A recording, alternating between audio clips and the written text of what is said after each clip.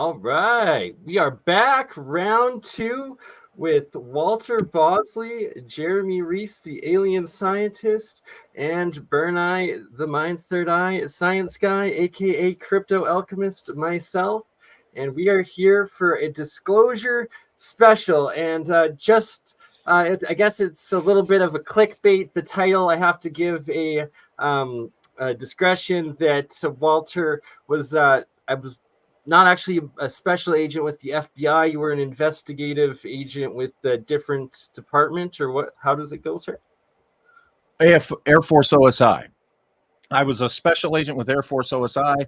I was the FBI as well. I was an operational employee for the FBI.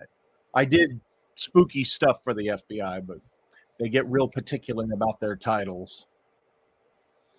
Actually, investigator for the Air Force, that could be, if you're not under NDA or can mention a little bit, compared with the FBI, you said you did a little spooky stuff there. Which one was more spooky or more intensive things that you covered? Oh, the Air Force. And that's in the realm of technology, of course. With the FBI, it was pretty much working against the KGB and the GRU, and occasionally the Chinese service. But once I got into the Air Force, that involved technology. Well, and that's what we're all about, especially with APEC, Alternative Propulsion Engineering Conference, that Jeremy is a co-founder of, that I'm a co-host of, and that the philosophy is disclosure through technology and bringing this technology out. And it's long overdue, and we should actually get you in touch with Tim Ventura to have an APEC presentation on specifically what you covered with the Air Force, as we do have a lot of former military people and industry engineers and scientists that working and doing presentations with APEC. Wow. It's what it's all about. So, okay. Well, Walter was nice enough to send me a copy of his book. I don't know if you've read his book, but Walter's dad was in the Air Force too, and actually worked at the Aero Med Lab at Wright-Patterson Air Force Base, and testified on his deathbed about seeing bodies. Right? Yeah. Really? Yeah.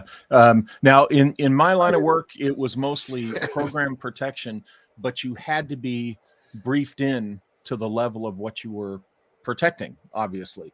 So that was my initial exposure to Air Force technology. And then when I was at Wright-Patterson, home of the Air Force labs and all the other interesting spooky things, I was chief of Double Agent Operations Branch, and that deals with technology. I can't go too far into it, but you're dealing with technology. You're looking at it every day, thousands of pages.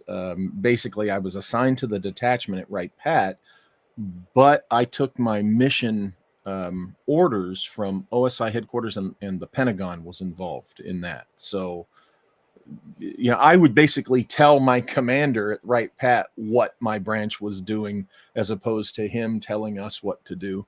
Unless one of the rare cases in like government and bureaucracy where it's like you're more powerful or more in control of your job than the higher ups, or what you're investigating. In that particular case, my immediate supervisory authority was a lieutenant colonel.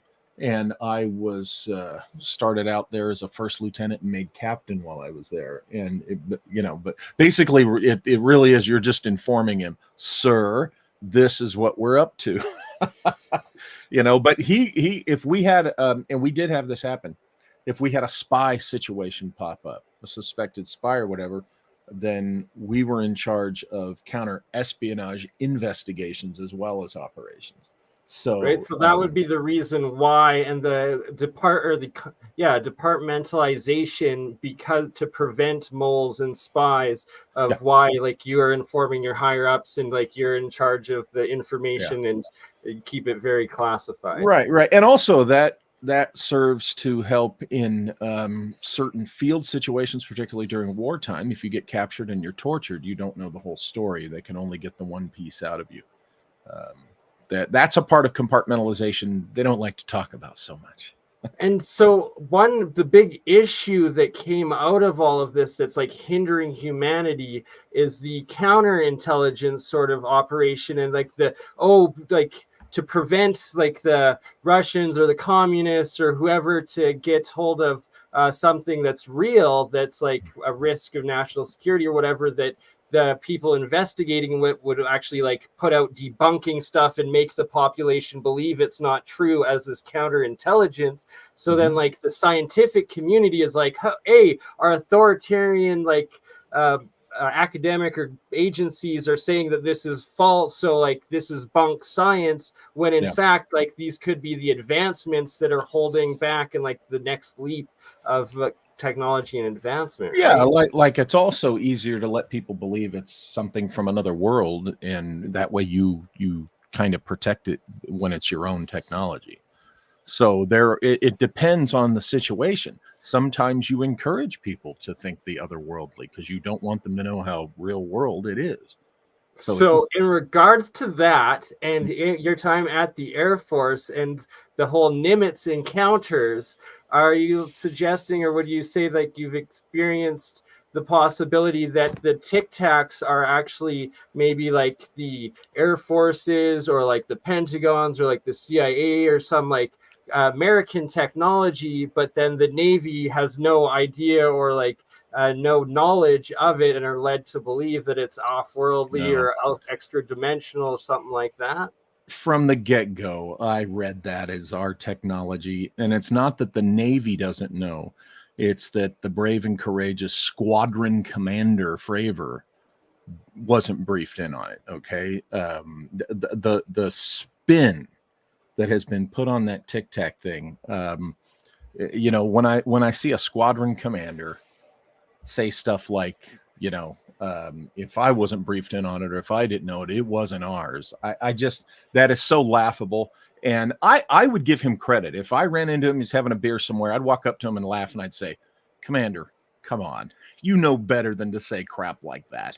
And I would venture to say he'd probably wink and agree, because you know, when advanced technology is being still tested, you know, is in that test and development phase, I'm sorry, every squadron commander is not briefed in on it. And in my opinion, what that was a test. They wanted a live field test with real human reaction to this advanced technology. Okay, now remember, the sorties were people. I got in arguments with people who said they wouldn't do that right over the city of San Diego. Well, they didn't do it right over the city of San Diego. It was miles out to sea, and it was at a latitude that was well south of San Diego. It was more even with Baja California, and it was in an absolutely known U.S. Navy technology test area. I was gonna say, isn't there like a U.S. sub base or like special and all of that too, but a known specific technology test zone. And they were on a routine proficiency sortie also, you know, getting their flying time in. Those planes were not armed. Okay, so when you want a real world reaction to something extraordinary, you're going to throw that at your personnel under those circumstances where no destruction can be wrought, no one can be hurt, so that you can get a real human reaction. Now, let's not forget that there were witnesses on those ships that also said 2 Air Force guys that they referred to as intelligence officers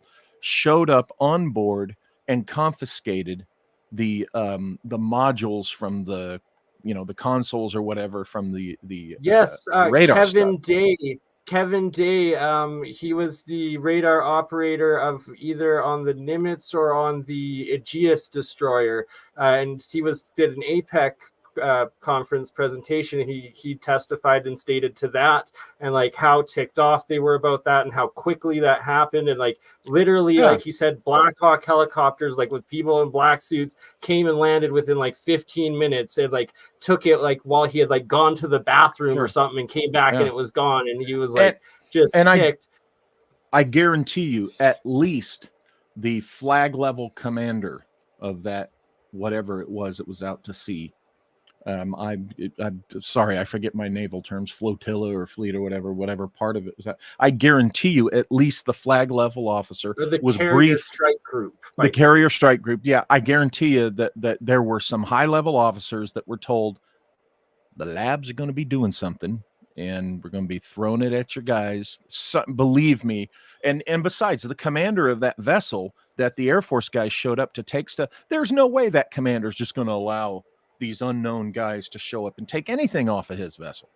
Right. And like once again, the Navy knew. compartmentalization and how you stated, like in case of like Yeah. a capture or torture or whatever, why you don't inform every single person of every single Yeah. detail. You Right. want to give the least amount of information possible to the least amount of actors to keep it protected. And here's the thing I want to point out, because I was one of them from the get-go. When I heard this story, when it broke publicly, there were a few of us that said, guys, this is our technology. Just stop it with all this nonsense.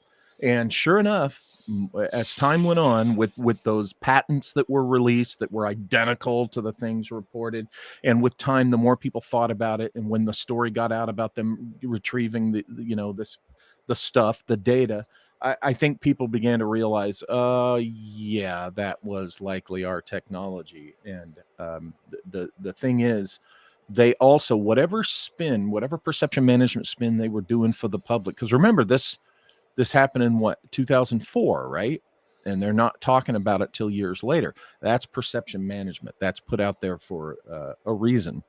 And they got their. I gotta add into that in the perception management of it, and wasn't it? It was either Jeremy Corbell or Lou Elizondo that was like the supposed hero and spearhead that was able to bring it to the public, and that was like the one that brought like the hero that like made it to be able to be declassified to the public or whatever. Yeah. Right? Well, like, Jeremy Corbell's the head of something. It ain't a spear. The carnival barker. He has no credibility with me. More and none of us in this yeah. And Lou Elizondo was doing his perception management operation job. I've said that from the beginning too. Got a lot of grief for that. He's like an actual prime example of this counter espionage operation, like management, like director, like that is the position, that is the job. Perception management is hired or has the job history that he works that government position going into this role. So it's like that's what he's been trained for. That's what he's like literally been working his entire career as. Like, is this freaking to play a character of this propaganda counter espionage? And I think Fravor too, in the same way, is just being a good, aviator, naval aviator, good soldier, as we say. Rush is a Boy Scout too, and right? he was just Rush. That's I just got to report on what I saw and what people were telling me, So the one thing, like, I really would love to get Kevin Day back for a second interview, because he moved me in believing his genuine experience of what he stated there, and that he believed that he experienced like a almost telekinetic or connection, or like some sort of essentially a conscious connect with the operator of the Tic Tac, and that at one point and stated that he believed that it was like off-worldly or coming or something, and like that he genuinely went through that. But then for the counter or another possibility, going into Eric Tecker from that I've interviewed several times, and we just did a recent one. He's the whistleblower from Antarctica that worked with Raytheon for a year down there, and that he is putting forth evidence and claims that they have these facilities and technology for implanting thoughts and direct into the brain experiences. So could that also have been part of the overall op, if it was like a test false flag or whatever the heck sort of thing, like a American project that simultaneously they made That's certainly possible. I would love to see right? more evidence for that. Well, Jeremiah's figured out the microwave auditory effect in the lab, so he can actually demonstrate that with the voice of God technology. Where voice of God dates back to what, 62? Yeah, and that's real.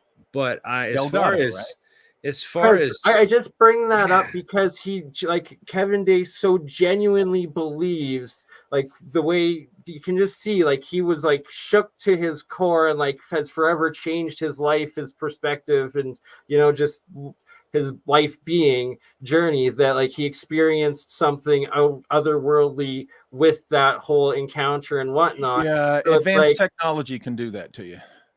Yeah, right. So that's what I'm saying. Like his experience was that they were projecting that it was off-world, but it could also be that it was American technology, both testing it as well as projecting into it was American God, technology, into the things to believe it was UFO, and that could be for a potential larger scale false flag of this fake alien invasion that they keep talking exactly, because there is every reason to believe that it's American technology. So absolutely, it speaks to the false flag alien invasion idea. Certainly, because Now, as far as technology goes, you also were researching this Delashau group and the Sonora Aero Club, Walter, and you talked about that in your book as well. Have you made any progress with your investigations into any of that? Yes. During the weekend of the NIMSACon, I learned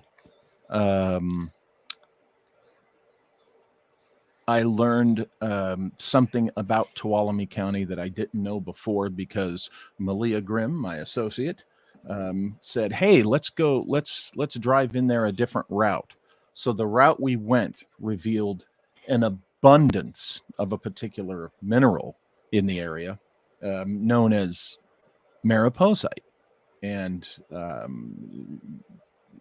we thought, hey, wait a minute, this stuff is green. And talking with Olaf Phillips, he agreed, and all three of us came to the conclusion that Peter Menace, who was the leader of the Sonora Aero Club in the 1850s, well, Charles Delshau, our source of the Sonora Aero Club, writes that the fuel, so to speak, the ingredient run through the turbine of these flying arrows, was this stuff that the leader, Peter Menace, referred to as the soup.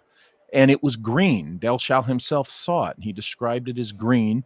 There was this secret element to which Menace just simply added water and then ran through their turbine, which I have said is a Racine turbine. Virtually, it's identical, which the Racine turbine was published in 1850.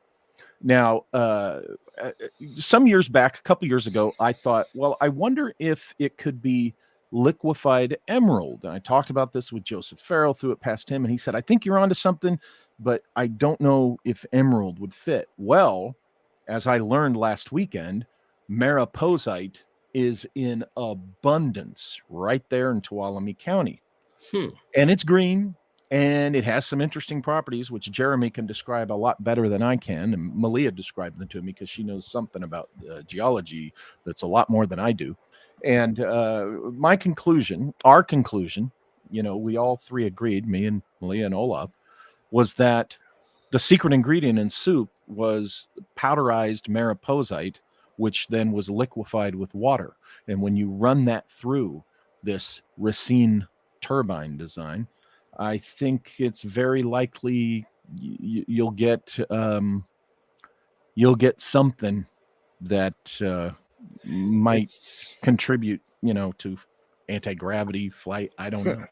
And well, it says sorry, the mariposite we were just briefly talking before we went live has mica. The main thing is mica, and mica is a dielectric, and that we're going to have to bring this up to Bob Greenier of the Martin Fleischmann Memorial Project. He's we'll have to have someone go out there to that particular town and get us a local sample too, so that we can throw it under SEM and do some other tests on the local source of that stuff to see if there's anything else in there or anything special about those structures and that are because the mica is a dielectric, and in a powder, like a crystallized nano powder, and then if you have it in a liquid, and if you can get it charged and ionized enough and into a plasma, essentially you'd have a liquid crystal, like nano superconducting plasma that's dielectric in structure and nature off the get-go, and that could be an insulator or like an outer, if you're having two liquids like a mercury on the inside, and then you have that the mica powder liquid on the outside, it could potentially the dielectric be the insulator shield of the electromagnetic field forces of it, or radiation, all sorts of things, right? Well, I'm just so confused because I thought it was red mercury, but now we're talking about green. So there could be two liquids, right? That's what I'm saying. No. I don't think there's mercury involved in the Sonora Air Club's process at all. Right. All we know is that Del Shao said that Peter Menace called it the soup. It was green, and it was liquefied with water. It was just water was added to it, and it was run through the turbine, which Del Shao diagrams, and it is identical to the Racine turbine, except Del Shao's got a couple of parts of the turbine switched around. Now, is that just Del Shao using his best memory of a Racine turbine, or did Peter Menace discovered something about the process of the Racine turbine that if he shifted the parts, the steps or whatever, the elements, that he would get his desired result running liquefied mariposite through it? I don't know. That's for you guys to explain better than I can. And Jeremiah just waking up and joining in the live chat. So I sent him the link. He'll join us halfway here, and he'd be the guy that can give us the bigger details or go more in depth into those aspects of it in the lab. Interesting. Yeah, I wonder if it's there's something special about that rock that it will work. It's worth a try. So yeah, I'm sure someone can go out there to Mariposa County there in California and get a bunch of this stuff and ship it off to our lab. That'd be I can put you in touch with Olaf Phillips. He lives right there in Sonora, and he would probably be glad to help you facilitate getting your hands on a sufficient amount of mariposite. Yeah, well, that's something we can certainly test and give a shot to. So we're running lots of different stuff through the gauntlet right now to see if anything floats. No definite results yet. But we're gonna set up some more sensitive equipment too, so that we can sort of detect even if we get a small effect, because that will we're looking to even get small effects and then amplify those over time as we sort of figure out what the mechanism is. Right now, the mechanism in gravity looks to be like a fluctuation in the 0 point field as a basically a energy dissipation as photonic energy is lost, and there's more photonic interactions on one side of an object than another causes this imbalance, and that will cause a pull in gravity. It's basically like it comes out of the electromagnetic field as far as we know, and if you can shield or sort of mask some of these quantum effects, there might be ways to get around that. One of the biggest investigative ways is polariton condensates, which can produce negative mass polariton particles, and if you can produce negative mass, then you can get a warp drive going with that. But as far as these mica being a this dielectric material, it might be useful for generating entangled states somehow. I don't know. Right, and to back that up, and a key point in like the ancient high technology of the pyramids, or like specifically the Mexican pyramids in like Mexico City, the city of the gods or whatever they called Teotihuacan. When they Tenochtitlan, or yeah, I butcher the name every time, but the fact that they were covered in dirt, they dug them out, and they were covered in a layer of mica, completely covered in mica, and that the Spanish, like Mexican colonial government at the time, sold all of the mica off and stripped it. And I don't even think there's pictures of it when it actually had that mica on. But when they found it, all of the pyramids of the big complex in Mexico City were completely covered in this mica dielectric encasing, and it's like that would have it would have been a crystallized giant Mount Pyramids that would have shone for miles, right? Like that. It's a crazy. Prismatic crystal glass is what it's described as, this phyllosilicates.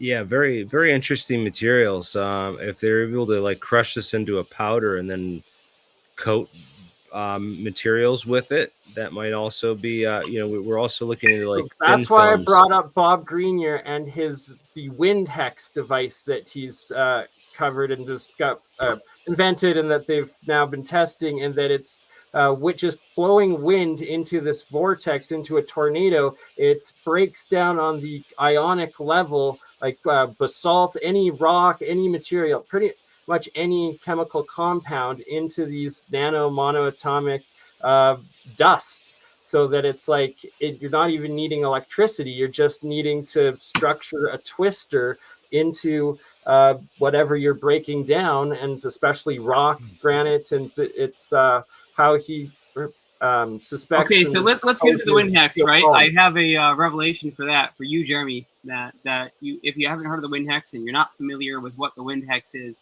it's exactly like your friend's design. It's the Hilsch vortex tube. Just imagine the Hilsch vortex tube and how it does a thermal transfer, just like a heat exchanger, with no physical boundary layer between the two counter-rotating vortices that go up the outer column with a larger diameter at a slower velocity and a smaller diameter with a higher velocity on the inside to transfer thermokinetic or Brownian motion energy from the outside column to the inside column. Now, why is that actually interesting? Why do we actually get a thermal? Sorry, the other way around, the inside column to the outside column. So why does the inside column give off its thermal radiation, its Brownian motion to the outside column, so that heat comes out the small end, and the reverse vortex that is traveling in the same clockwise or counterclockwise rotation as the outside vortex, but is a smaller diameter?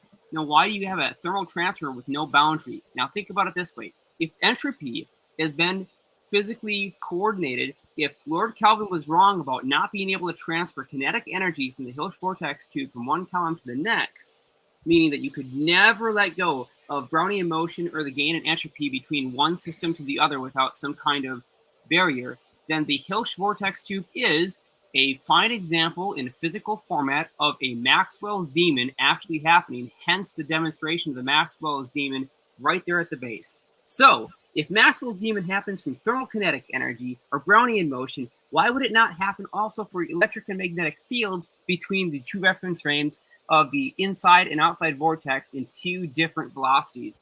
Well, here's the thing. It does happen in different reference frames. Hence, the binding energy between molecular structures also happens. What does the wind hex do?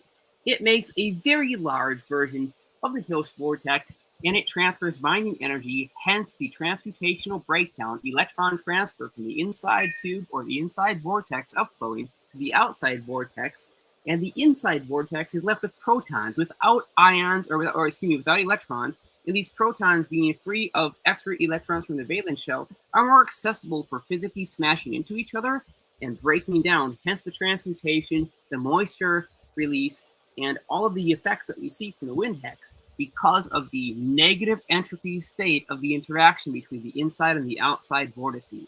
So that's the explanation of how the wind hex works. It works like the Hills vortex, and it is a negative entropy device. How do you spell that, and where can I find a link to this wind vortex hex? tube you're looking at right now is the basic configuration, just like your friend figured out. The wind hex device was invented a couple of decades ago, and there are patents on it. BurnEye should be able to pull up wind hex for you and show you the diagram for it. It's just a large Hills vortex.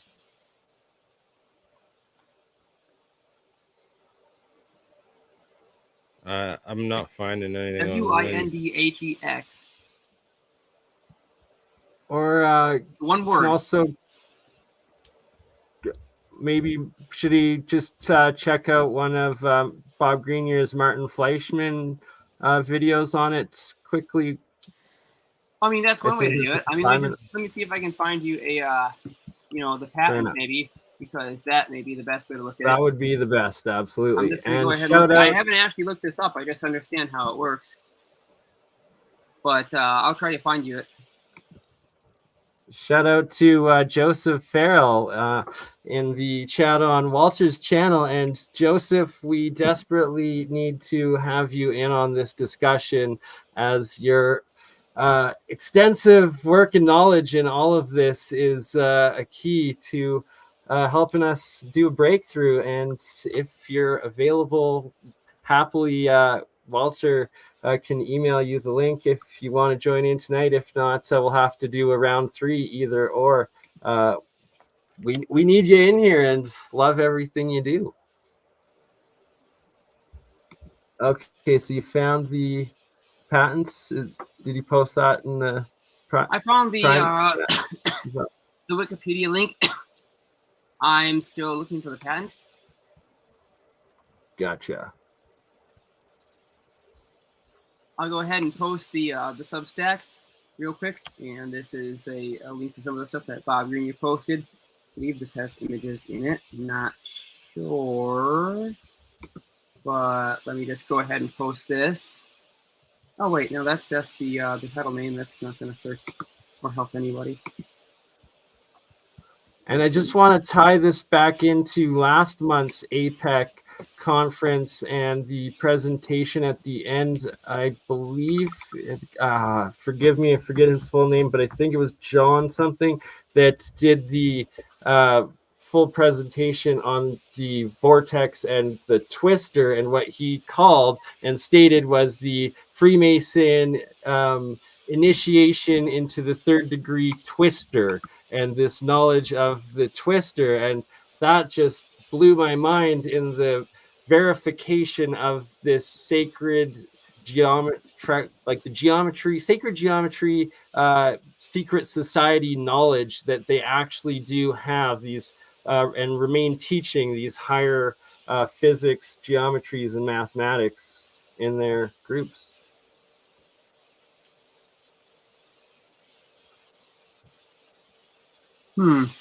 Not seeming to find the patent. I don't think when I spend any more time looking for it. I'm sure that it shouldn't be too hard to find. I should go on the Substack or the Remote View IO.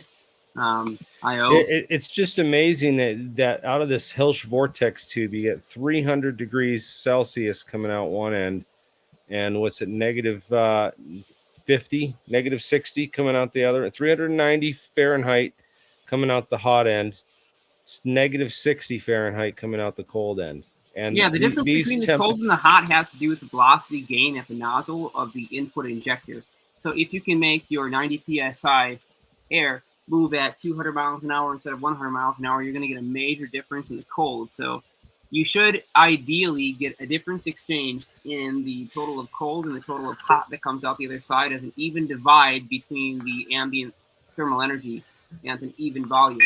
Now, generally, the Hills vortex will generate more heat than more cold, so you have a larger volume of air coming out at some ambient temperature compared to the negative inversion, and a smaller volume of air coming out in the negative inversion. But if you manage to get the velocity gain high enough in the injection nozzle, then you'll get more cold and more heat. So it's a delicate balance, and it depends on what the max velocity of the outside vortex is for the injection point. That's the real critical factor that's hard to get right. Welcome, Dr. Farrell. We have Joseph Farrell joining us. This is amazing. Awesome. Well, joining, but I don't know. I have no idea what you guys are talking about. Neither do I, We're and I've talking about arranged negative this. entropy, so- reverse Yeah, time, and the Hilsch vortex tube. This is real physics, man. It's an interesting thing, and he's just done a ton of great research into the efficiency and how this thing works. But these vortex tubes are apparently, related to the, a lot of this other technology. This is like mystery school stuff, apparently. And I know you're into all that, like forbidden esoteric knowledge and stuff. I wonder who because this was like first invented in like what 1910 or something, this Hilsch vortex tube, but someone must have known something about this before then. I've been messing with other technology of this. This is It goes into what was the German in nature? Oh, Schauberger, right? Schauberger, right? Yeah. Schauberger's huge The into Forester. that as well. And, and it's also vortex-based mathematics is another key part of this twister and the 369 and the whole rodent coils and all of it. It's Twisters. so Okay. Right. Twister theory is a lot more legitimate than the vortex-based mathematics or any of that. Yeah. Right. Well, we got twisters and we've got twistors. So it's important. It's like in Star Trek, there are no sensors in Star Trek. There are only sensors. And why do they call I always found that funny. It's like an inside joke, right? But so you have twistors, and that's a physics concept that has to do with spin dynamic ratio. It's not an actual rotation. It's an amount of rotation per unit distance over a field. So it's actually a dynamic thing. It's like volts per meter versus volts in terms of twister versus twistor. And if we recognize the difference there and we deal with the nuclear spin or the valence shell spin, there are two different factors. It's like ohm versus ohm. Or phasers. There's phasers and Star Trek phasers and physics phasers. Exactly. So it's torsion physics, yes, Anthony. Yeah, and it's torsion. That's a way better like description than vortex mathematics. That's right. It's like the V field or the H field is a vector field, but the J curl tensor is actually a torsion field, and it accounts for the spin per unit volume or the rotational angle plus the vector potential. Okay, what is it that we're torsioning here? We're torsioning physical air to transfer kinetic energy via reverse entropy against what Lord Kelvin says, which is that you can't actually reverse entropy. It's a Maxwell's demon effect that takes place in physical examples of two co-rotating vortices with different velocities, one inside the other. Boy, you guys are relentless. Talk about throwing a guy into the deep end. Yes, this is the without any warning. Come on, Dr. Farrell, join our discussion. Right? It's a key part. It ties into plasma physics as well, though, and the ionization between them, and right. So it's all deep muck, but throw whatever ideas out. That's what it's all about. It's just brainstorming and all right. So let me see if I'm getting this correctly here. Having jumped into this discussion midstream, you're saying that you're using twisters or a twister field or a torsion field, if I'm following you correctly, to deal with a plasma in vorticular motion in the Zuppa in Delshau's airships. Am I getting all of this right? Man, you know what, Joseph? You're probably right. In terms of the electrical or electrodynamic energy exchange, I bet you that the Hilsch vortex actually operates by electron vector momentum in the outer valences. I bet you that it is a negative entropic effect through the electron valence shells, and it probably wouldn't work if you just had protons in there stripped of their electrons. I bet you it wouldn't work. So what are you saying? Right. So what are you saying in terms of... Okay, so the wind hex is the original discussion, and this is a device that breaks down like granite, different rocks, different materials on the ionic level just from the wind spinning. And I'll let Jeremiah explain it better. Okay. So you're saying, wait a minute, you're saying that that they're, how to put it, that your Zupa, you're speculating that the Zupa is an ionized state of granite and maripost, which, as I understand it, is chromium. Is that what you're saying? Mariposite. Mariposite. Yeah. So, but am I understanding correctly that you're saying that they're reducing those substances to an ionized state and somehow twisting them up into a vortex? Am I understanding? You're exactly correct. Absolutely. All right. And so it's both the twister, this wind hex device that Bob Greenier has proposed and shown that he suspects the ancients used to break down at their quarries and then use that dust as their geopolymer cement to then recast it in the geopolymer. And then it's also the nanoparticles, or like this Ormus monoatomics, that you're breaking down without using electricity or high energies, just through vortexy air in this wind hex device. And that is right now, all I'm not interested in I'm not interested in the cement or any of that stuff.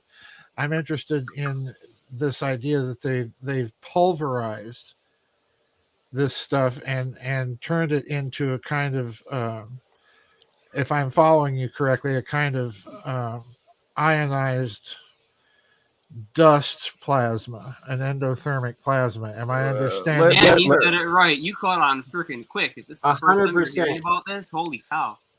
And that I also suspect and speculate that it's a liquid crystal, because they're saying they're putting it into water, and that when you spin it into that vortex, that can create the plasmid reaction, the cavitation, and the ionization reactions. Don't forget the fact that the Racine turbine is somehow in the process. The turbine's what's spinning, causing the water crystal to be in the twister. And remember, Delschow illustrated that rudimentary proof of concept form of the bell. So could that be the spinning device that would have done the same thing as the hex technology you're talking about? It would cause the torsion. Remember, Delschow showed that they were using a bell. There would be a differential rotation if you're inducing this in a waterborne endothermic plasma, which it sounds like that's what's going on. That's exactly what's going on. Holy cow, that's very interesting. Yeah, because when you start talking about that hex thing, I immediately thought of, he said they were using the bell. He illustrates it and he even describes it. It's just vertical instead of horizontal, the way the graphic showed. But I imagine that doesn't matter, right? The hex can be vertical. Well, the hex is actually in the same orientation as the bell. It's just that the Wilkes vortex is normally shown in the other orientation. But if we look at the wind hex side diagram, which we haven't seen yet so far in the live, it actually is in the same orientation as we normally see a twister coming out of a cloud. So it's basically a giant cone. It's just like a giant cone. Like I imagine that you took a kitchen funnel, but instead it's like 6 feet tall, and you injected air heading towards from the top edge at an angle towards the bottom, so that it would spiral down. So like in the same all right, would take when you drop it down a funnel. All right, there's a cone in the center, and it comes back up from the pressure increase. All right, my next question is, what are you've got all of this whipping around in some sort of vortex tube, and I'm looking at it now, but I need to read about it. And you're doing all of this in a liquid plasma, an ionized plasma, that essentially is a pulverized granite and chromium. Well, it can be any elements. I mean, we've seen actually videos of the guy throwing like glass bottles in there, and then coming out as dust, throwing plastic bottles in there, coming out as dust, throwing rocks and other like materials, even hay in there, it coming out as dust. He threw all kinds of stuff in their feed. Comes out as all right. So my next question is, what kind of electrical potentials are you mixing into this mix? He's not mixing anything in the original. He's simply using the electrostatic differential between the inside and outside vortex based on velocity to separate the natural ionic charge of these particles. All right. Interesting. So there's no externally introduced electrical potentials at all. That is correct. So it's all, in other words, you're dealing essentially with a plasma that is relying on all of its electrical potential coming from the piezoelectrics of the materials that you're dealing with. That's right. And it turns out that every single thing seems to have a self-generating natural electric field where under stress, when it's separated, there's always certain amounts of elements in every single material. Like, say you have a grain, you throw a bunch of, grains in there. Say you throw popcorn kernels in there. Well, those popcorn kernels are generally rigid. You wouldn't expect them to fall apart if you just spin them around. Okay. But in this case, in the hex version, the inside kernels are traveling at a different velocity as the outside kernels, and they actually hit each other so that they do smash together. And that difference in velocity, it does cause them to break apart. Well, because the popcorn kernels are made of a variety of different elements, including iron, phosphorus, magnesium, a bit of silica, potassium, all kinds of different materials that inside these natural, plant-growing popcorn kernels. Well, the thing is they have different electric potential equivalents, and if you go on like the electrostatic potential for each of those elements, you'll find that they have different numbers. So when you try to rip them apart molecularly and they're separated, they generate an electric potential based on their velocity that's like a triboelectric effect. And so they naturally ionize. And that difference means a negative entropy for the higher potential particles that are on the inside versus the lower potential particles on the outside. So not only do the electrons actually transit the thermokinetic energy and heat up the outside, but they also transfer their binding energy. And when it reaches low enough, the inside becomes cold, the electrons on the inside fly off. And so the protons are exposed and they sort of smash against each other, hence the transmutation. And you've written all of this up as a possible explanation for. I haven't had to write it up. There's actually tons of videos. Bob about Greenier 12 hours of videos on this. Yeah, but it's Bob Greenier's the academic and the main person behind it all. Do you know who Bob Greenier is, head of the Martin Fleischmann Memorial Project out of the UK, Joseph? No. Awesome individual. We'll have to connect you to. Yeah, email me all of this stuff. This is very interesting sounding stuff, and it sounds to me like you're onto something here as a possible explanation for Delshaw's soup. This is very, very well. We're going to get some of this mariposite sent to us, hopefully within the month here. If I'm going to get Olav to help you with that because Joseph, I don't know if when we were up there last weekend, Malia and I saw an abundance of this stuff in Tuolumne County. And then we discussed it with Olav, and we three came to the conclusion that I don't know if you recall me suggesting a couple of years ago that I thought it might be liquid emerald, and we thought we were onto something. But when I learned about mariposite and I saw this stuff is green, I thought, my gosh, it's found in Tuolumne County. Duh, there it is, liquefied mariposite, and on and so forth. Let me make sure that I'm understanding what you're saying one more time. Yeah. To whoever it is that's talking about the physics of this. Exotic propulsion. You're dealing with essentially an endothermic plasma state, a dust plasma state of the mariposite, but if I'm understanding you correctly, that plasma state is being induced inside of water. Correct. So essentially it's because that's what the description is that Walter said, is that it was. That's what Delshaw said that Peter Menace used. Yeah, and I understand. Yes, I understand. That so my background is like working electrolysis, experimenting in alchemy, monoatomics, and all of that, and it's. Seeing that, combining it, researching the ancients' high technology of this geopolymer, and breaking material down into these nanomaterials, the nanotechnology, and that once you get into this ormus, what they call the ormus or the monoatomics, but the single atom dust of these particles, then you're able to do the chemical reactions, and that ancient alchemy and the suppressed part of alchemy is the cold fusion chemistry, electrochemistry aspects of it that happen in and out of water with the Okay. Let me Sorry. stop you again. All over the map. All over the map. Let me back you up. So are you arguing, or are you implying or suspecting? Just suspecting right here. Yeah. Let me ask the question before you answer it, so that you make sure that you're understanding what I'm asking. Are you implying that it's your suspicion that this endothermic waterborne plasma state of this mariposite is also in a monatomic state? In other words, we're dealing with a waterborne ionized monatomic plasma of mariposite. Is that what you're saying?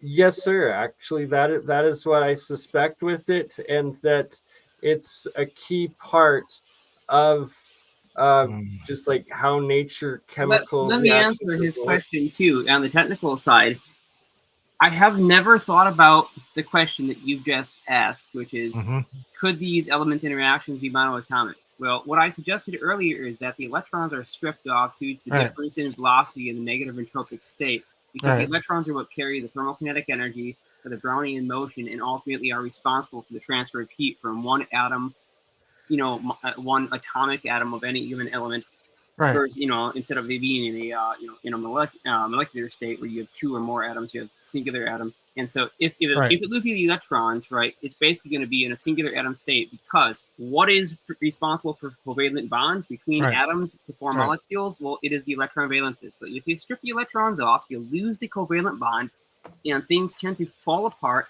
in differences in velocity or different reference frames into the monoatomic state. So, to your question, because he brought it up, which is a genius question, a really great question, it would be likely that all of these elements would go from diatomic, triatomic, quadratomic, or whatever number of atoms are bound to a number of water molecules when both the water molecules leave and the electrons in the valence shells are exhausted and transferred to the outer vortex, that they would likely go monoatomic because the binding energy for covalent bonds would be broken. And so I think that what you brought up is actually a very likely outcome. And it shows that also, sorry, just to add into that, it's either monoatomic or plasmid clusters. Plasmid would be a monoatomic state with ionization. Monoatomic state with ionization is a plasmid formation. It is an ionized gas, a plasma technically. So he would be right. He'd be absolutely right. And that it's also the water, when it's a key part of it having to be this monoatomic dust part, is that it would instant dissolve into water to have an exponentially better reaction and possibility of it. And nuclear soup, essentially cold fusion soup, is what I see happening. You're going to lose your water. You're going to lose your water from the inside column. Will you have heat transfer from one column to the other, from the inside vortex to the outside vortex? You're also going to lose your water from the inside vortex to the outside vortex. The water has a tendency to be more stable than other molecules, so it will hold on to its electrons longer, hence it will continuously be heavier, and it will be the most prevalent thing to be flung off first before you actually get molecular dissociation. The first thing that happens is you lose your water, because it's less likely to be molecularly dissociated between your H2 and your O compared to other molecules. And that another key part that I see in this reaction is that you're going to have electrodes in an anode-cathode reaction going on within that water and within creating the vortex twister spinning of it, and that there's the cavitation happening at the heart of this reaction, and that you're also combining this fourth state of water where it creates the separation of the negative ionized water and the positive within it. And yeah, it's super, super complex here. So we're throwing a whole bunch of ideas all together, but just trying to figure it out. And water is very interesting. It doesn't have a single stable mode. It fluctuates between all these different modes, and actually, the bonds will change continuously, trillions of times, billions of times a second, I guess. Yeah, I was going to say you're going to have some very interesting phase state effects on all of this. Very interesting phase state. Oh, I can't wait to play around with this stuff, man. You're gonna have to. This is good stuff, Walter. I'm glad that you're continuing the investigation, and because sometimes it's something stupid like this, where it doesn't make any sense to half the people you tell, but you tell someone like me and Jeremiah, and all of a sudden we're off running. Well, that's why I couldn't wait to. I was really excited to tell you guys about this, because we were excited last weekend when us three figured it out, and we realized, hey, wait a minute, that's got to be the mystery element to the green soup. Yeah, it makes sense to me, Walter, especially given the fact that it's in that area of the state where they were active specifically in that county and in abundance there. So Peter Menace would have had an endless supply virtually. Right. There's this geopolitical exclusion zone, right? And the big mystery is, how does water actually absorb the infrared spectrum or the ultraviolet spectrum in specific wavelengths in order to form a water crystal in a liquid state at room temperature? How could it possibly store the energy? Well, it doesn't gain electrons. It's clearly not an ionized reaction that causes it to form into this hexagonal, beautiful three-dimensional lattice. So how can it actually form in this way? What is it absorbing? Well, it turns out that you have two different formations of a double hydrogen. You have orthohydrogen, which is when you have your spins reversed from the two hydrogens, and you have your conventional H2, which is spin-aligned. And so spin-aligned contains far less energy than spin reversed, and orthohydrogen has different wavelength absorption bands. You sort of have these three different scales of energy absorption between the three states. So each band has either 3, 4, or 5 absorptions of photonic wavelength. But let's say that hydrogen H2 in the molecular state instead of the atomic state absorbs these different wave bands. It has to do with spin. And I think that the geopolitical exclusion zone in the water crystalline form that pushes other materials out because it's more stable in a coherent matter lattice is a direct result of hydrogen or H1 molecular flipping for spin polarization to either be counter-aligned or coherently like aligned, and it's in that state where you get the emergence of this extra energy. So when you break apart water that's in the exclusion state, where it has an orthohydrogen association, it not only releases the thermokinetic energy based on the Brownian motion at the velocity of the water of the hydrogen atoms, but it also releases the extra orthohydrogen energy, which produces a rapid acceleration. And this higher velocity causes a negative entropy. So I do think that it has to do with the orthohydrogen, especially in water, for the dissociation transmutation mechanism that causes the negative entropic state.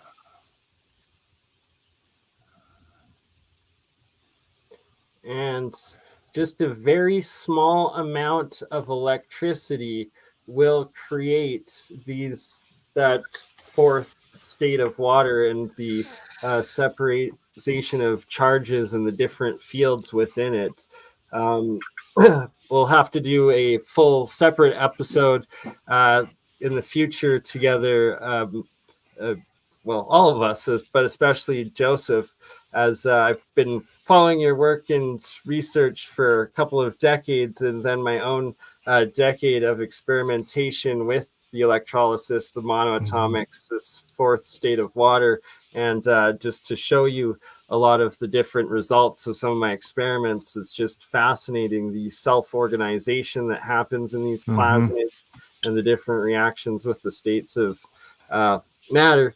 And how I learned or got a lot of my discoveries was reading the translations of Sir Isaac Newton's recently released alchemy writing, and then noticing and reproducing these different alchemical states within my own metal reactions and experiments in the electrolysis and the monoatomics.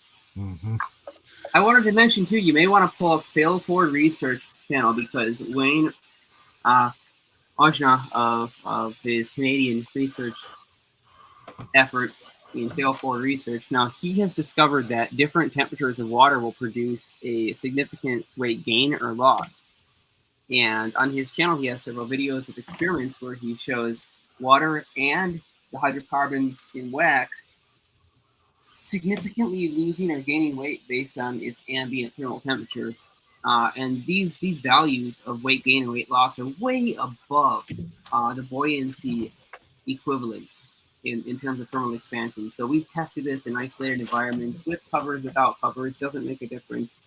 Now, if you look up the chart too, so here's his channel, we're looking at it. He's got, water experiments that actually show weight gain and weight loss, and charts over time showing a classic, a characteristic curve of the associated temperature gain or loss.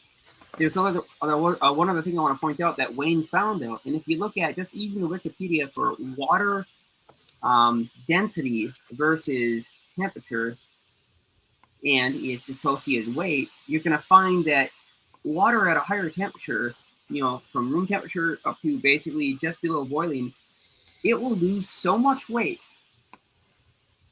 that even though technically the volume does not change in anywhere near the same association as the weight loss, water loses weight.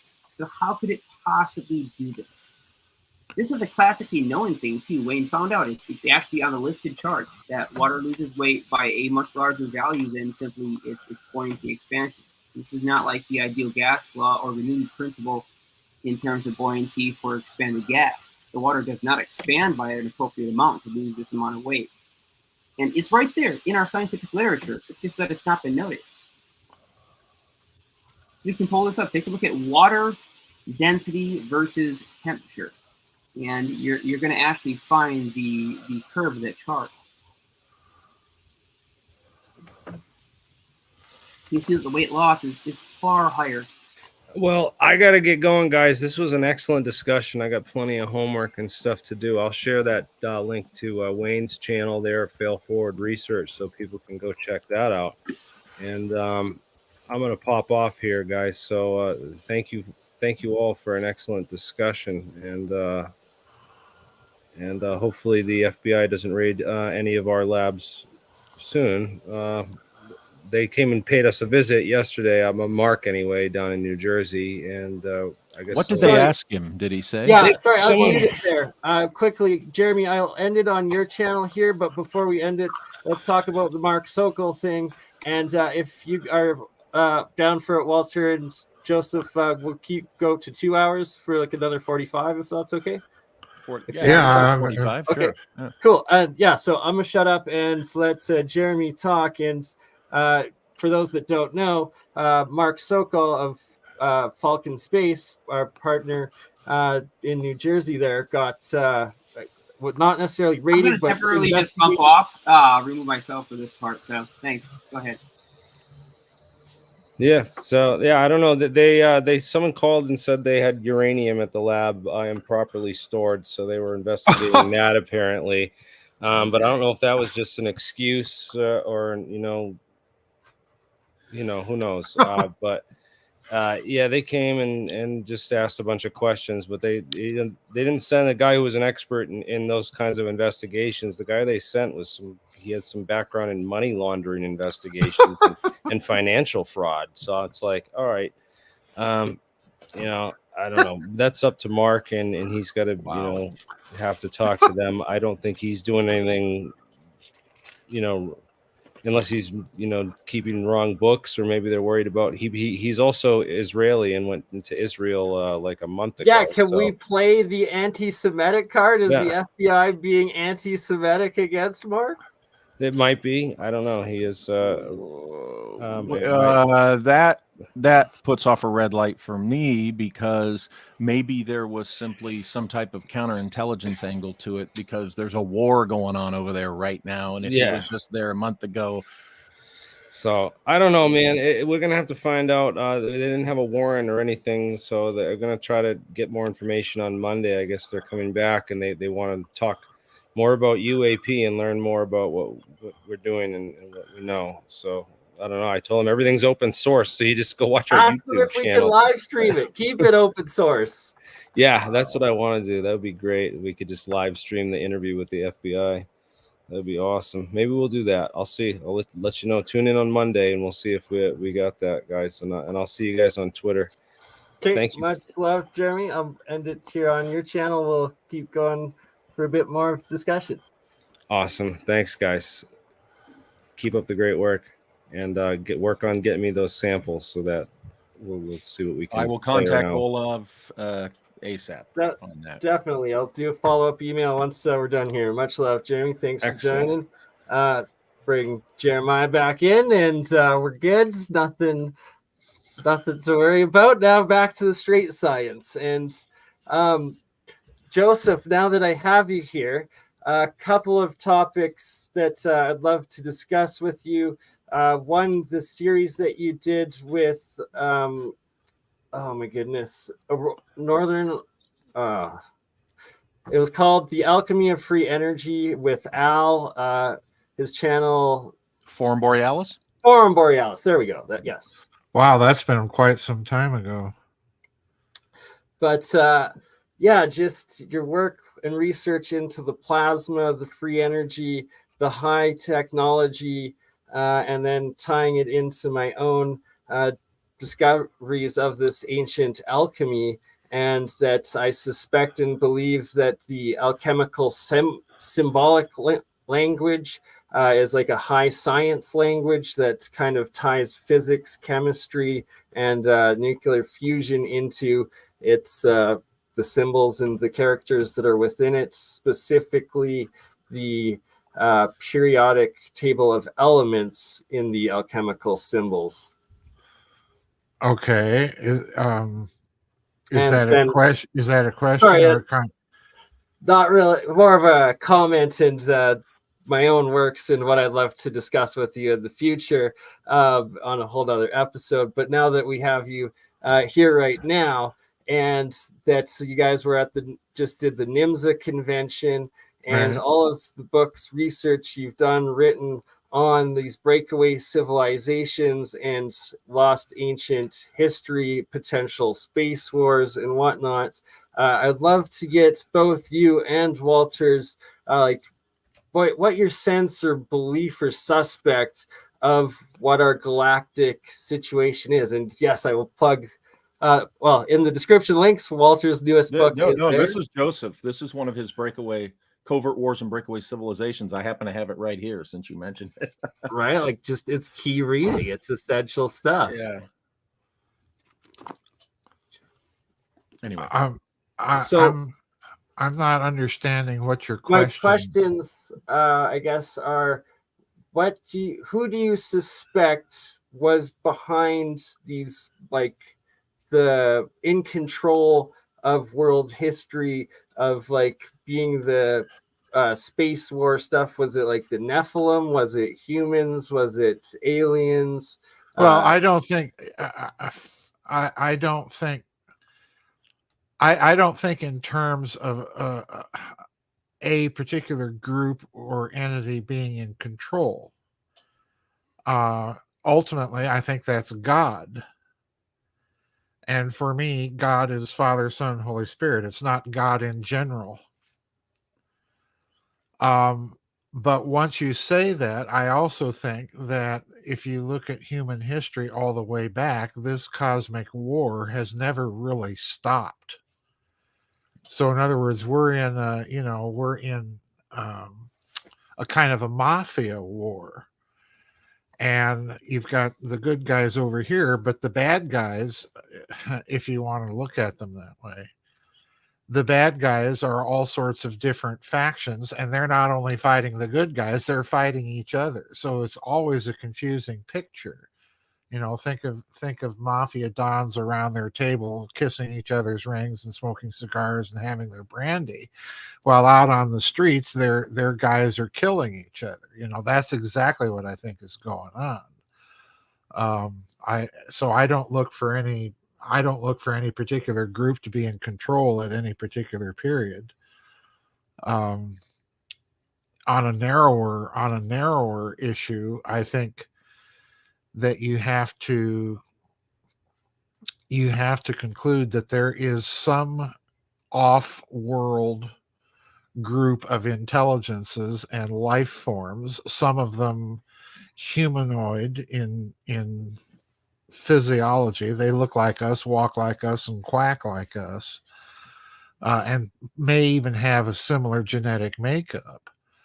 But I also think that you have a definite possibility. In fact, I just published a new book. You have a definite possibility of other kinds of life forms that are very, very strange, very, very old, and very, very intelligent.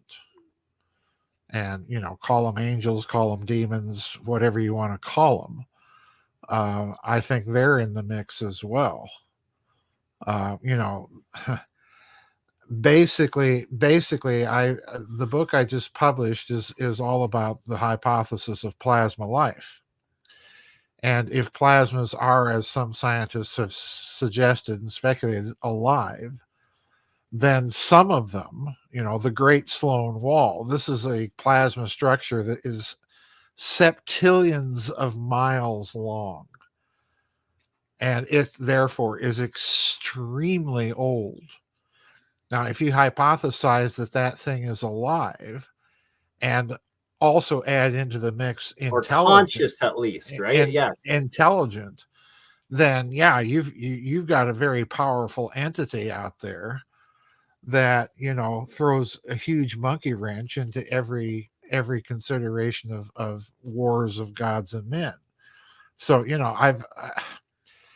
I don't look at any one thing or faction or group. I think it's a rather chaotic situation. Just look at this planet. If we can mess things up this badly, this planet, we ain't nothing compared to all of that.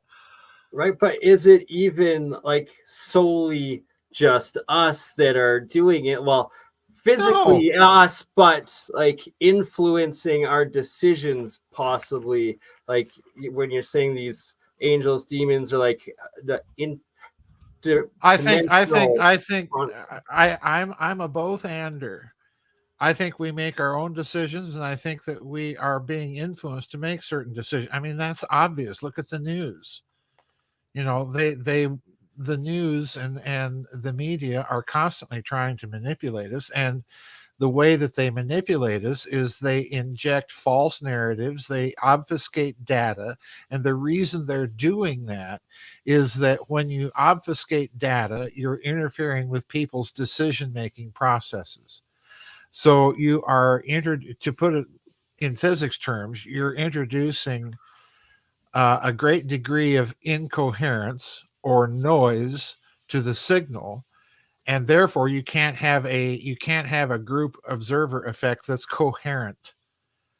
That's a very good way of describing it. Yeah, that's exactly what's going on. Polarization that they have, right? They also, that's the next how they utilize that mass incoherence, right, with the two fields of polarized opposite camps. Binary thinking is going to be the death of the West. Now, I'm from the right. Pardon me? You got that right. This was in Star Wars too. And what does Obi-Wan tell Anakin, right? Thinking in black and white is the way of the dark side. Yeah, it's this endless casting of every distinction as an opposition. The way that the West thinks, the way that we tend to phrase our understanding of free choice is always the ability to choose good and evil. Well, no, that's not what free choice is at all. If I decide to go to the grocery store or fix my car, that is not a moral dialectic. That's simply a choice. Right, exactly. So, you can't guarantee that you're going to go to the grocery store in the middle of winter, 3 months after the coldest months, and pick yourself up, a melon. because those things are in a certain season, right? You're not going to get them there. So if you say, I have to find this thing at the grocery store, it's a guarantee that I need to find this. Otherwise, I'll be unhappy and my attitude will be terrible. Well, you can't guarantee that. You can't know, because these things are dynamic. So if we accept the ebb and flow of nature and the way that things tend to work, we will be in alignment with the way that things naturally flow. So what does Victor Schomburger say? He says, comprehend and copy nature, his model for living. If we do this, then we will be in alignment with the natural ebb and flow. But if we decide to try and fight against nature in the way that Western society loves to do, thinking that we are somehow separate or above the natural flow of the universe. Yeah, it's I've spent my entire life trying to get people to think this is all theological. All of it is theological, like it or not. And it goes back to why, and I'm adamant on this, and people will never understand me until they understand this. I became Eastern Orthodox for a reason, in fact, several reasons. And namely, if you start thinking in binary terms about matters of God and faith and piety, like free choice being a choice between good and evil, and therefore, if you can't choose good and evil, then you can't have free choice in heaven, can you? No, you can't, because if God is something and it has to be exactly that, then we've restricted ourselves. But again, God is like or God does, then we have the choice, because God does based on the circumstance, not God is a certain way and it's black and white. So we've got to recognize the difference. Well, my point here is that you cannot deal with physics, economics, law, history, or science, especially in the Western context, being theologically illiterate. You can't do it. It won't work. We've been trying in this country in this failed Masonic experiment, and it's going wrong, because you cannot deal with these questions from theological illiteracy. You can't. It's true. But what I mean by that is you're not going to be able to solve the physics. You're not going to be able to solve the cosmological problems without going back and relearning the roots of this civilization. And guess what, folks? They're not Vedic. They are not Confucian. They are not Buddhist. And in fact, they're not even really Jewish. If you want to get right down to it, they're Egyptian, ultimately. And if you go even further back, they're Sumerian. There you go. Exactly. The oldest that we have is Sumerian, but it's very likely that before the last epoch, when Sumerian was the most recent historical lineage that we have documented on physical artifacts, it was very likely that before Sumerian culture, we actually had earlier documentation that may have gone back as far as 25,000 years or more. And so Sumerian was only 12,000 to 13,000 years ago when we had most of these. Oh, they say 6 to 8 was right? Sumerian. Well, look. If you take seriously the writings of the Egyptians and the Sumerians themselves on what they say about astrology. Yes, sorry. Before you go further, Dr. Frat, I just in what you're about to say, in the frame of context, do you believe in like the king's list of like demigods, or do you believe more in like this Atlantis and it was like human, or a mixture of both? As I've said several times that the problem with chronology is that if you attempt to put things into rigid boxes, it's not going to work. The chronology, like every other record, has been scrambled. Now, that said, I think when you compare, to answer your question before I can finish what I was talking about, to answer the question, the Sumerian Kings List and the Egyptian Kings List are similar in one major respect, in that they both have 3 layers of government or cosmology, if you will, active on this planet. The gods, the demigods, and humans. All right, those are the three layers. The individual chronology of each layer on each of those two kings list is different. And if you throw the Vedic chronology into that mix, it gets even more complicated because you're dealing with, yet again, another cosmology and another system of keeping time. But in every case, we are dealing with old ancient civilizations. And there are as many commonalities like that general arrangement of the king's list. Now, that said, going back to what I was going to say, Egyptian and Sumerian lists, when they talk about astrology, are both saying the same thing, that the astrological tables were comprised and compiled over tens of thousands of years of observation. So in other words, what they're suggesting is that astrological prediction of human behavior is, number one, statistical, because it's based on something observation-based taken over tens of thousands of years. That's statistical. That's scientific.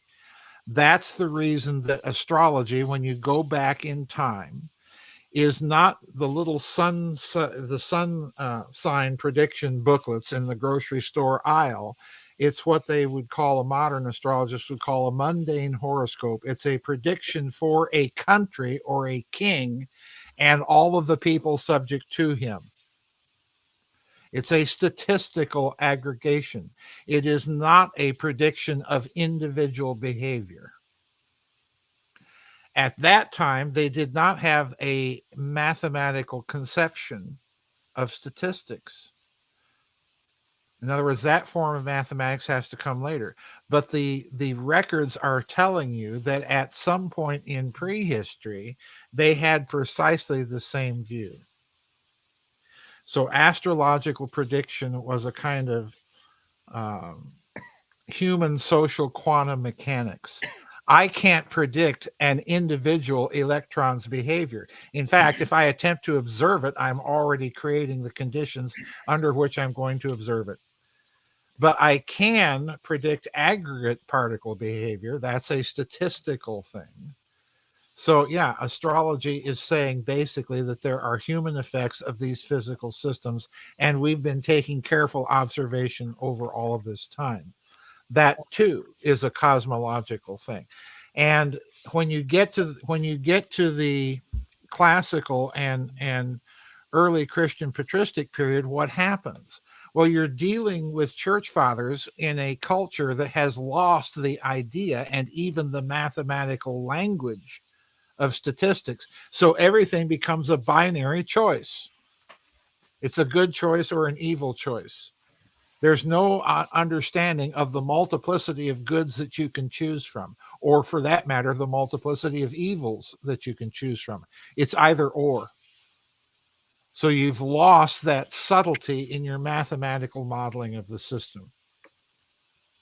That's, again, this is ultimately always going to be about theology, always. But in saying that, you cannot dispense with the scientific analogies that those people are employing at any given time, because they're going to be employing them. With what you're saying, and like my own interpretation and thoughts for a long time, is like the Western society is like black and white, like just right. Like the Western society is Augustinian. It is based on the theology of Augustine of Hippo. And from Pope to Presbyterian, oh my God, all of you people in the West have a lot more in common with each other than you do with the Christian East. This is why you think that you're at war with Russia. Russia has done absolutely nothing. Russia has only tried to prevent World War from breaking out over and over and over again. What people don't understand is like we're literally killing ethnic Russians on the border. Russia has tried to protect its own Eastern Christian civilization. So exactly. It was instrumental. No, hey, you guys ain't gonna believe this. Hush. don't parade ignorance. Russia was hugely involved in the onset of World War One. But no, sorry, I was only saying the last 5 years. But the reason it has been involved in these conflicts is that it is acting in its traditional role as the protector of Eastern Catholic Christianity. That's how it sees itself. And even during the Soviet era, under the most strident Stalinist conditions, this is how Russia acted. You are not going to understand Russia until you understand this. And you're not going to understand this mess in the West until you understand that it's theological in nature. And you are therefore not going to understand the Russian physicists and why they are able to think the way they do. It's because when they go into a church and they look up, they don't see rectilinear lines. They see a dome set on top of a square structure. That should tell you something about their cosmology. And it is, incidentally, a very hyperdimensional thing that they're telling you. Very hyperdimensional. I just seen something, guys. I'm not done. You asked me to preach, and I'm going to preach.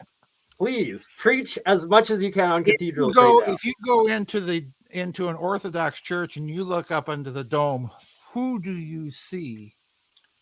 You see Christos Pantocrator, Christ the Lord of the universe, Christ Almighty. In other words, this is not God in general. If you go into the dome of the American Capitol building, what do you see? Well, you see a blasphemy, and it's a painting of George Washington in his Masonic costume, and the painting is called The Apotheosis of George Washington. It's not Christ transfigured. It's a secular construct that you're worshiping as God. Burn a little incense to Caesar. If you want to know why this country is messed up, that's why. It's turned its back on Christ and it's turned its back on God. And I'm sick of it, quite frankly. Now I'm done preaching. I'm telling you, agree with everything you're saying, and I have to add in that the biggest risk of and the turning point of the world that we're at right now, and the Israeli-Palestine conflict, what's happening in the geopolitical sphere, is that not only are the Russians now the Christian defenders and whatnot, it's that they're potentially, and it looks like possibly taking on the entire Islamic faith and defenders in God as well, right? So it's like they're taking Eastern Christianity and Islam. No. Don't parade ignorance. Don't assume that you know what you're talking about. You don't. Listen. The American evangelical, the dispensationalists in this country that are all up in arms about the poor Israelis, they have absolutely nothing to do with Christianity. This idea of rebuilt temples and blessing those who bless thee and cursing those who curse thee being applicable to Israel is nonsense. And the reason it's nonsense is because when Christ said on the cross that it is finished, it is finished. And those blessings and cursings apply to him and therefore to his church. They have nothing to do with the nation state of Israel or its conflicts with Islam or the great God in general, the grand architect of the universe. Nothing to do with any of that. Nothing. So to bring that up, actually, I would like to get your thoughts on American foreign policy is based on the fact that you've got a bunch of religious kooks running it. And I would call them the evangelical dispensationalist Christians. I have nothing in common with them. And by the way, neither does historic Catholic Christianity. So if you want to end the mess, get people like Brent Scowcroft, former American Senator from Oklahoma, Jim Inhofe, and all of these so-called Bible-believing dispensationalists out of the mix, and then maybe you'll make some progress. So long as you have them and the Zionists and this Israeli lobby or Palestinian, you're never going to get anywhere. You're never going to get anywhere. Okay. Question: with all of that, and have you read there's a portion or a segment in Morals and Dogma by Albert Pike where he says World War I will be to get rid of the monarchy. Albert Pike. I've read Morals and Dogma. I've got a copy. No, I'm not a Mason. I have no desire to be one, but I have a copy of Morals and Dogma. And nowhere in Morals and Dogma does Albert Pike say that. That is an allegation that he wrote a letter to Giuseppe Mazzini. And in that letter, he supposedly said, yes, there are going to be 3 world wars. And the last one is going to be to get rid of Christianity, Judaism, and Islam so that we can bring in a Luciferian order. And supposedly that letter was deposited in the British Library. Okay. The problem is no one has a record of that letter, and it may have been a complete fake out by a French guy by the name of Leo Taxil in the 19th century. And I have a suspicion about him as well. So, yeah, I've heard the rumor. I think there may be something to it. I think there is a Masonic connection, but Albert Pike never said it. That's what I'm saying. I fully agree with you with the letter part. I know about that. Do you have your copy of Morals and Dogma on you by chance? Because I was a Mason for a year, and I went into their library and I got the Morals and Dogma out, and it was like the first page. It says, if you're reading this and not initiated in, this is instantly punishable by death. And then in the 3rd chapter, I don't know the page. I have it saved in my notes from like 10 years ago, but I swear to God, I read in it him writing this all out in the actual book that was. Well, look, my copy of Morals and Dogma is published in 1932. As far as I know, the work undergoes revision from edition to edition. Now, I don't know how extensive those editions are. I'm not a Masonic scholar. You'd have to ask a Mason. But I do know that in attempting to track that claim down, I have never been able to run into any verification that Albert Pike anywhere said anything like that. Do I think it is something that has a good provenance of coming from some sort of Masonic lodge or plot or cabal? Yeah, I do. But did Pike originate it? No, I don't think he did. Now, why he got tagged with it, I don't know. He was Albert Pike, when you read about him, he was into all sorts of very strange, very peculiar, and most of us here in this chat room would probably say immoral behavior. But no, I don't think he originated it. Who did? I have no idea. Fair enough. And the only reason I brought it up is because I swear on my life, I read it in a book, like in the lodge that I never made it past the 1st degree. And then I left after 1 year, got into arrears and didn't pay my next year's dues. But that what stuck with me is what I read was the part that said that World War III would be 100 years later, and that they would use to put against the Muslims against the Jews and the Christians specifically to create a World War III to usher in their one world Luciferian government. I have no doubt. In fact, as this country sinks into bedlam and chaos and a morass of Commie-crat party policy, I have no doubt that my life is increasingly in danger in this country, simply because I'm Eastern Orthodox, and for no other reason than that. I genuinely believe that. But I don't think that danger is coming necessarily from the people running this country. I think it is coming equally from people who have their pardon the expression, their Bibles so far up their butt that they, well, pardon me, Walter, but they've got their dispensational spectacles on, and anything that doesn't fall within that evangelical fundamentalist purview is ipso facto not Christian. Well, I've got bad news for them. Yeah, you're right. They're the ones that are in whopping deep, big heresy. Not me. Right. Not me. Absolutely, right? The false idling, the false direction that they use in all of it by design, and that they make. That's why. Well, the same reason I'm not an evangelical dispensationalist is the same reason I'm not a Roman Catholic.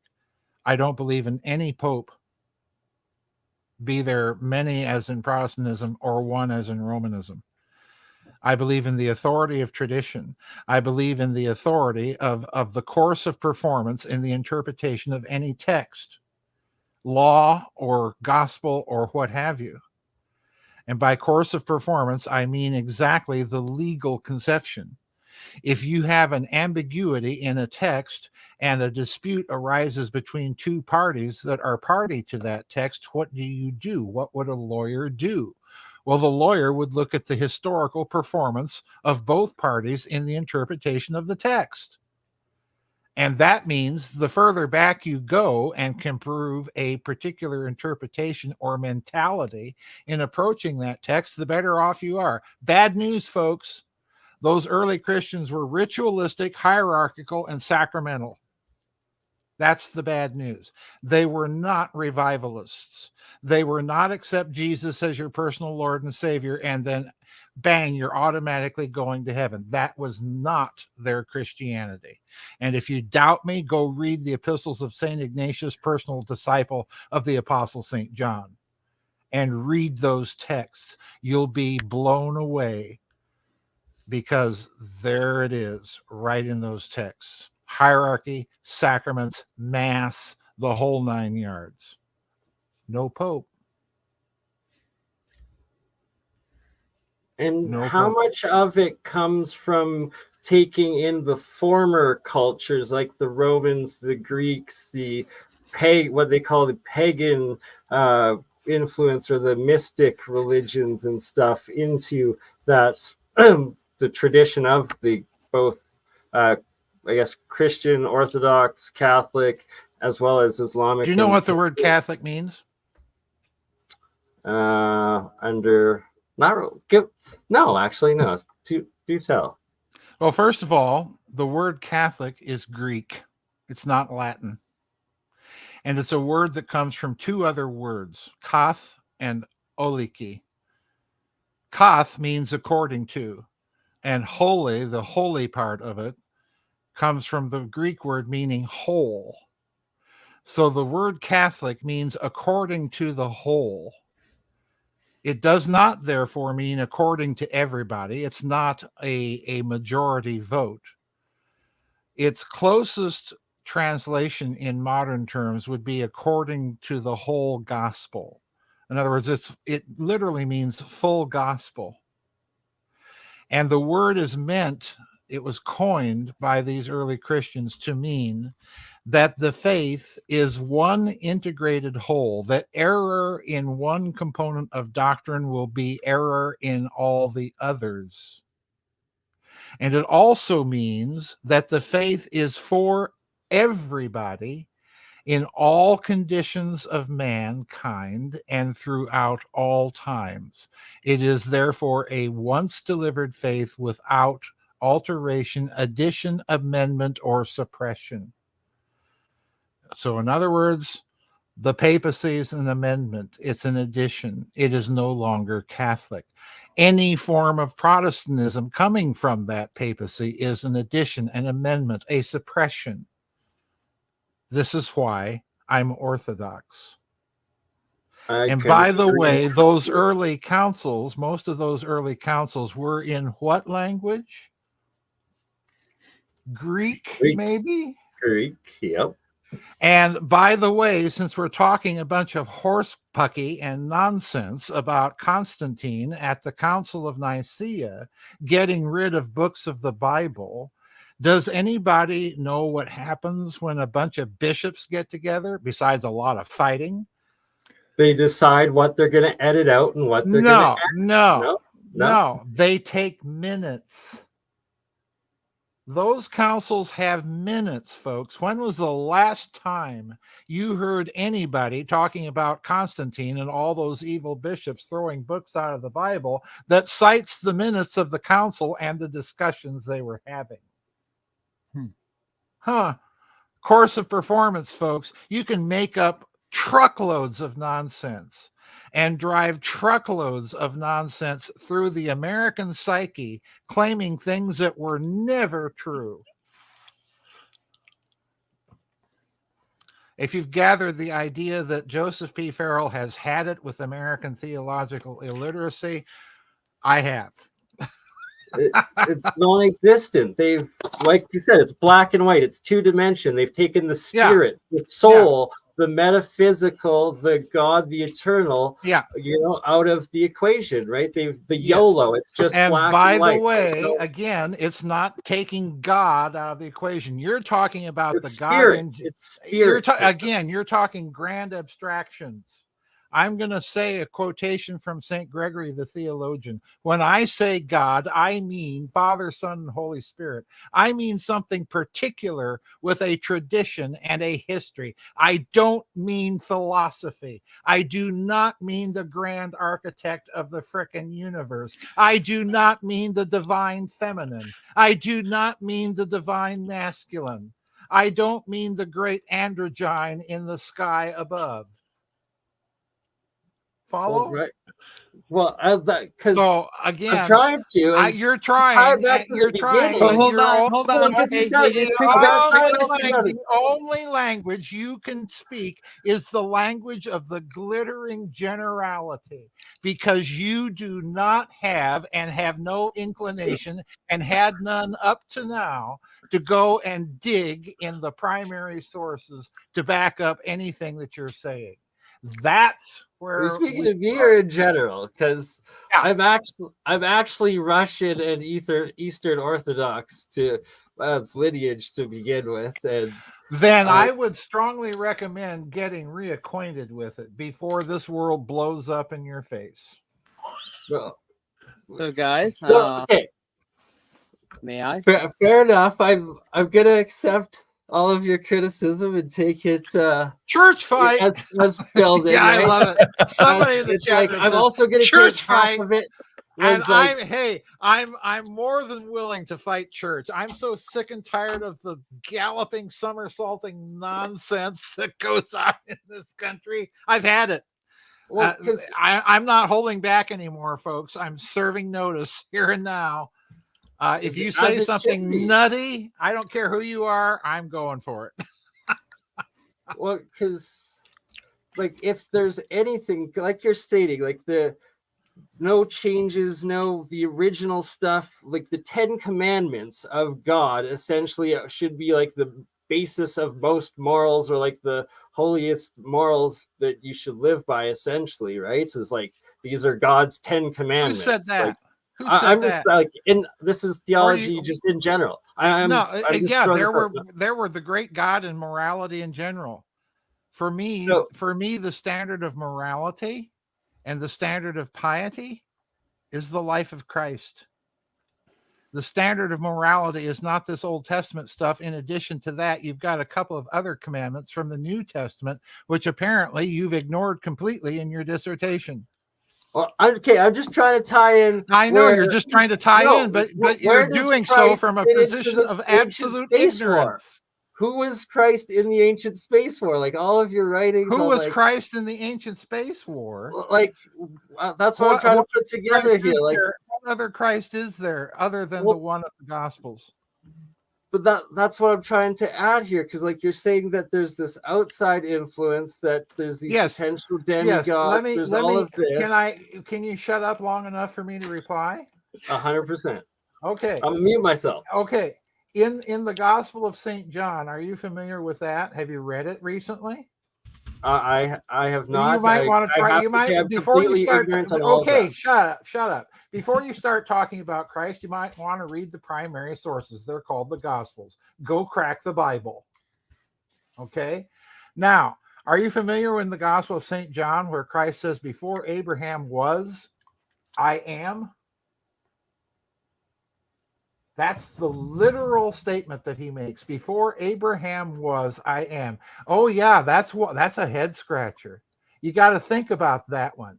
And you better really think about it rather than just popping off with the mouth and offering some harebrained, stupid hypothesis. That is an absolute statement, and it implies something very profound about Christ, and it implies something very profound about the incarnation, and it implies something very profound about that guy walking around in the Garden of Eden way back when. It implies something profound about all of that. Please share. Yeah. And I'm gonna throw out a term that's a non-theological term to stimulate your theological thinking in the right direction. It's called retrocausation. And it's coming right out of the New Testament. And it's coming from a doctrine called the incarnation that has been classically formulated by a bunch of bishops and councils. Where do you think I'm getting all of this? What do you think is underlying every book I've written? Every single book I've written is based on a theological understanding, and I didn't get that from reading chick tracts or going to Sunday school. Experience in life and your own sovereign experience. What does that mean? That you have your own connection to God as opposed to that's bullshit. I rejected that right out of the womb. I wanted to know why my church was screwing up, so I decided to go and read John Wesley. I wanted to know why the Roman Catholic Church was screwing up, so I decided to start reading theology rather than talking about my own sovereign experience. I wanted to find out about what other people thought and what the course, there comes again, what the course of performance was. The history. What is going to connect me to these what people? do you make of the Dark Pope and the Jesuit order that is the military wing and secret society of what are you talking about? Well, the Dark Pope. Okay, is this something else we read about on the internet? Okay, what is the Jesuit order? Who started it? Under what conditions? What Pope approved it? Who was the cardinal that sponsored it into existence? And might he have an interesting history? I don't know that history. I suspect you do. I would love by the way, if you'd shut up and quit giving out all of this ignorance. The guy's name was Gasparo Cardinal Contarini. Mm-hmm. He was a Venetian cardinal. Interestingly enough, as he's sponsoring the Jesuit order to the papacy for papal approval, he's also conducting correspondence with Martin Luther. Okay. So in other words, quit thinking you know something because you heard something on the internet. I don't know anything. That's why I'm asking you all of this, Joseph. Go out and do the research. Like you can't. That's why I'm asking you this. Like, I'm telling you, go out and do the research. You're still asking questions based on things that you've heard about and you haven't done the research. And by research, I mean don't go on the internet. I mean go search the primary sources. Read Martin Luther, read the popes, read all of these people. Go to the primary sources. Quit talking about Plato without having read Plato. Quit talking about Aristotle without having read Aristotle. Quit talking about religion without having read the primary sources. Fair enough. And I have not read them, so let's change the topic and get back to the physics and the science and all of that. And Yes. I'm sorry for triggering you, and I feel it's all right. It's all right. Like I say, I'm just done with the theological ignorance in this country. I'm done. I'm over it. I'm turning old and curmudgeonly, and I'm tired of being nice and friendly about all of this. BurnEye, keep this in mind. I have learned a lot of important things from Joseph, and the conversations have the same tone. It's all an educational kind of wake up thing. At all. I love it all. Like I'm enjoying it all. And like the basic when it comes down to, I need to read the Bible. I need to read the text. Okay, BurnEye, I'm going to suggest to you, because you have a mind. Unfortunately, it's just polluted with a lot of crap. But you have a mind. You have a good mind. You have a first-class mind. Thank you. So if you want to learn about this theology stuff and how it impacts everything, get a hold of my 4 books on theology, God, history, and dialectic. And you're going to learn something, particularly about this wonderfully failed Masonic experiment of a country. And you'll notice I'm bashing Masons. Apologies to Walter. I haven't been active since '93. I know. I'm just so fed up with this God in general, grand architect of the universe crap. I'm just fed up with it. But if you want to know something interesting, the structure of our government, the checks and balances of our government are coming directly from the formulation of the doctrine of the Trinity in the Western Church. There's another formulation of that doctrine in the Eastern Church. And incidentally, it's the original and correct one. The Western doctrine is right out of the pages of Augustine. And when you see that doctrine boldly squatting right in the middle of the American Constitution, you'll understand why the country is a mess.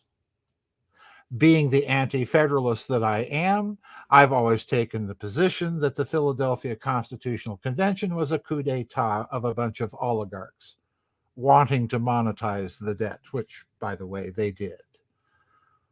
So, all of this theology has immense importance. Immense. You don't understand, and this is for everybody listening, you don't understand my books and you don't understand where I'm coming from if you don't understand that. And that applies to all the books, the physics books, the finance books, the secret space program books, all of it. All of it. I have myself muted because I don't need to talk, and please give us more, sir. I love it. I'm done. Okay. I'm sorry, Walter. I turned this into a rant, and I apologize to everybody listening, and I apologize to Walter. I don't mean to rant. Rants are the best streams. Your pure spirit and truth coming out, right? It's your pure truth. And I will make a promise. I got to order your book, read it, and then I will contact you for an episode on further stuff. So I'm not ignorant. There's 4 books. I know, but I got to do one at a time, right? One book, just to let you know what you're getting yourself in for. One book is a book of footnotes. Right, that's building it up. Like that's what I'm saying. I gotta just work through the footnotes first. Somebody in the chat room says, I picked the wrong night to go out for Mexican food. Yeah, I was a mood killer for Mexican food. I don't know if you guys can see it. I saw that. I had to laugh. Somebody says this was the wrong night for Mexican food. It's a spicy.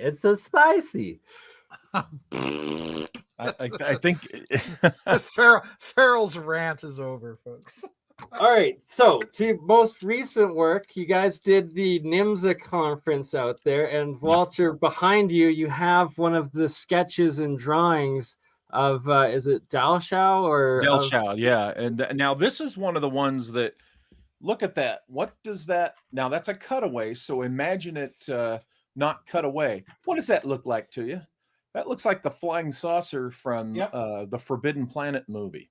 It looks like a classic flying saucer with a bell on top. Oh my word, you're right. Yeah, and that was drawn by Charles Delshell sometime between 1890 and 1923. Holy cow, I never noticed that. That's So why when I this see man that- was not just an outsider artist.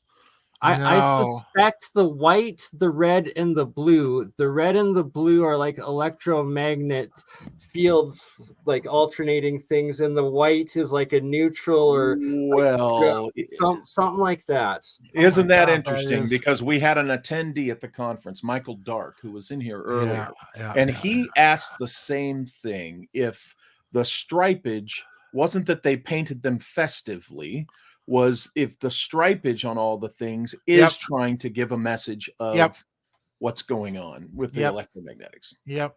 So now you're someone who comes from a scientific. Both of you, are saying that that makes sense to you. So, well, somebody pointed out during that conference, Walter, that those lines and so on may have been field lines. I forget who it was. That was Michael Dark. Yeah. I think that's a good Maybe point. Matt. Yeah.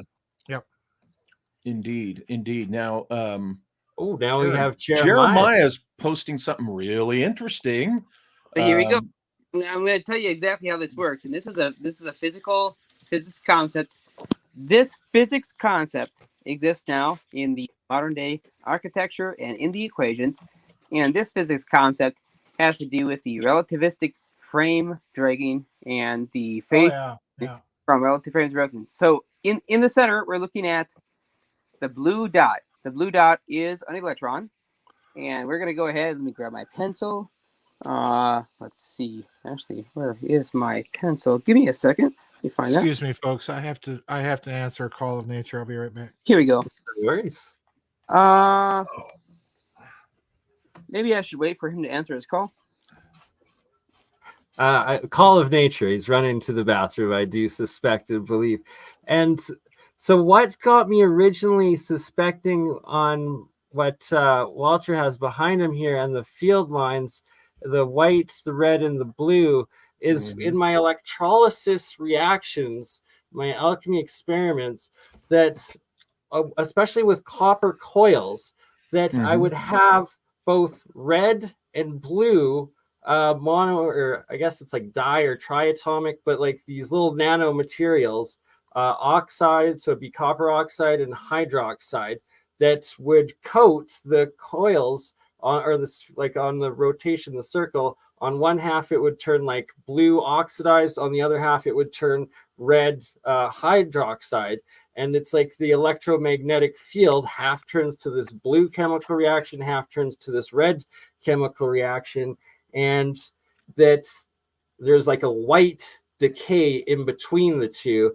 And then tying it into how the alchemists were talking about these colored states of metals, and that they're these transmutational states of metal, and that sorry, there's so much all at once to include into that, what I'm trying to say, but that they're the metamaterials, that now we're seeing this red state metal is like this high superconductive or high energy state potentially they're coming out with, that there's the superconducting cold states and the nanotechnology, the lattice structure, nano layering, and all of this for their superconductors and whatnot. It seems like there was a very super high advanced ancient alchemy science that they got it, they understood it, and it came from most likely a demigod or a root creator civilization that we barely understand or has been suppressed, that's in mystery schools. Not entirely sure. I do suspect and think that the Sonora Aero Club was the beneficiary, the recipient, what have you, the heir of some type of very old knowledge. Now, tracing the origin of that knowledge, one could say, Well, it wouldn't be a shock to learn that some advanced technological civilization came to this world and this was theirs that they left behind. Or let's not assume that humanity is unable to come up with things and understand things and develop things on their own. Whatever your inclination is, I do think that Peter Menace, for example, of the Sonora Aero Club, had learned something that yes, had been passed down from a long time ago. A lost technology, because the cycles of civilizations coming and going, and the various dark ages. Right? Yeah. So it doesn't have to all be like necessarily alien or anything like that. God. And that's what I wonder. And I have to bring this up. The pre-cataclysm, the Younger Dryas event, the story of Atlantis pre-12,000 years ago, but that we also recognize the megafauna of the Younger Dryas, and that there were these giant beavers, giant mammoths, giant pretty much everything you can think of, whether it was mammal, reptile, insect, everything.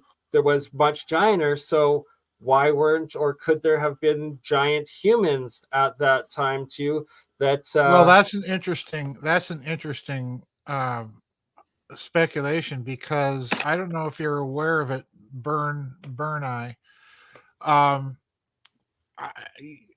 don't know if you've seen those Sumerian cylinder seals, where you'll see a big guy sitting down, and then you'll see these very small little humanoid creatures bringing, gifts or whatever. And the way the academics explain this is that the big guy on the chair or on the throne is the Megal, the Megalal or something. I forget what Lugal is the big man, which is their word for king. So the academics are saying, oh, this is just their way of portraying the king. But the actual word is big man. So in other words, why, I think the cylinder seal is telling you that, why not big humans or humanoid people, and, they're little people. I think that's absolute possibility. Right. And the texts talk about giants all the time anyway. Yeah. Right, because I want to tie it into, and my ignorance because I haven't read it, but the Old Testament, and they said there were giants in those days, and that giants we were created from God. So it's like, were we like, did giants genetically make us smaller and out of some primate or hominid or something? And like, was most people think it's the other way around. Most people think that the giants that are referred to in the Old Testament, the most famous example is Og, the king of Bashan. And if you look at the measurements given in the Old Testament for his bed, the guy would have been about 9 feet tall. So in other words, he was very, very tall, a giant. Most people think that the giants are the result of that, the Nephilim, the sons of God, coming down and genetically engineering mankind, and that the giants were the result. I tend to that view, but I'm not entirely sold on it. But it may have been the other way around. Maybe humanity originated on another planet and with a much higher gravity, and we were taller, But the other problem here is we're not really able to look at the genetic environmental factors of what's going on. We today, you and I, Walter, Exotic Propulsion, we're all on average much taller than maybe our grandparents or great grandparents. Yeah. I think it's by about 6 or 7 inches by now. We're on average much taller.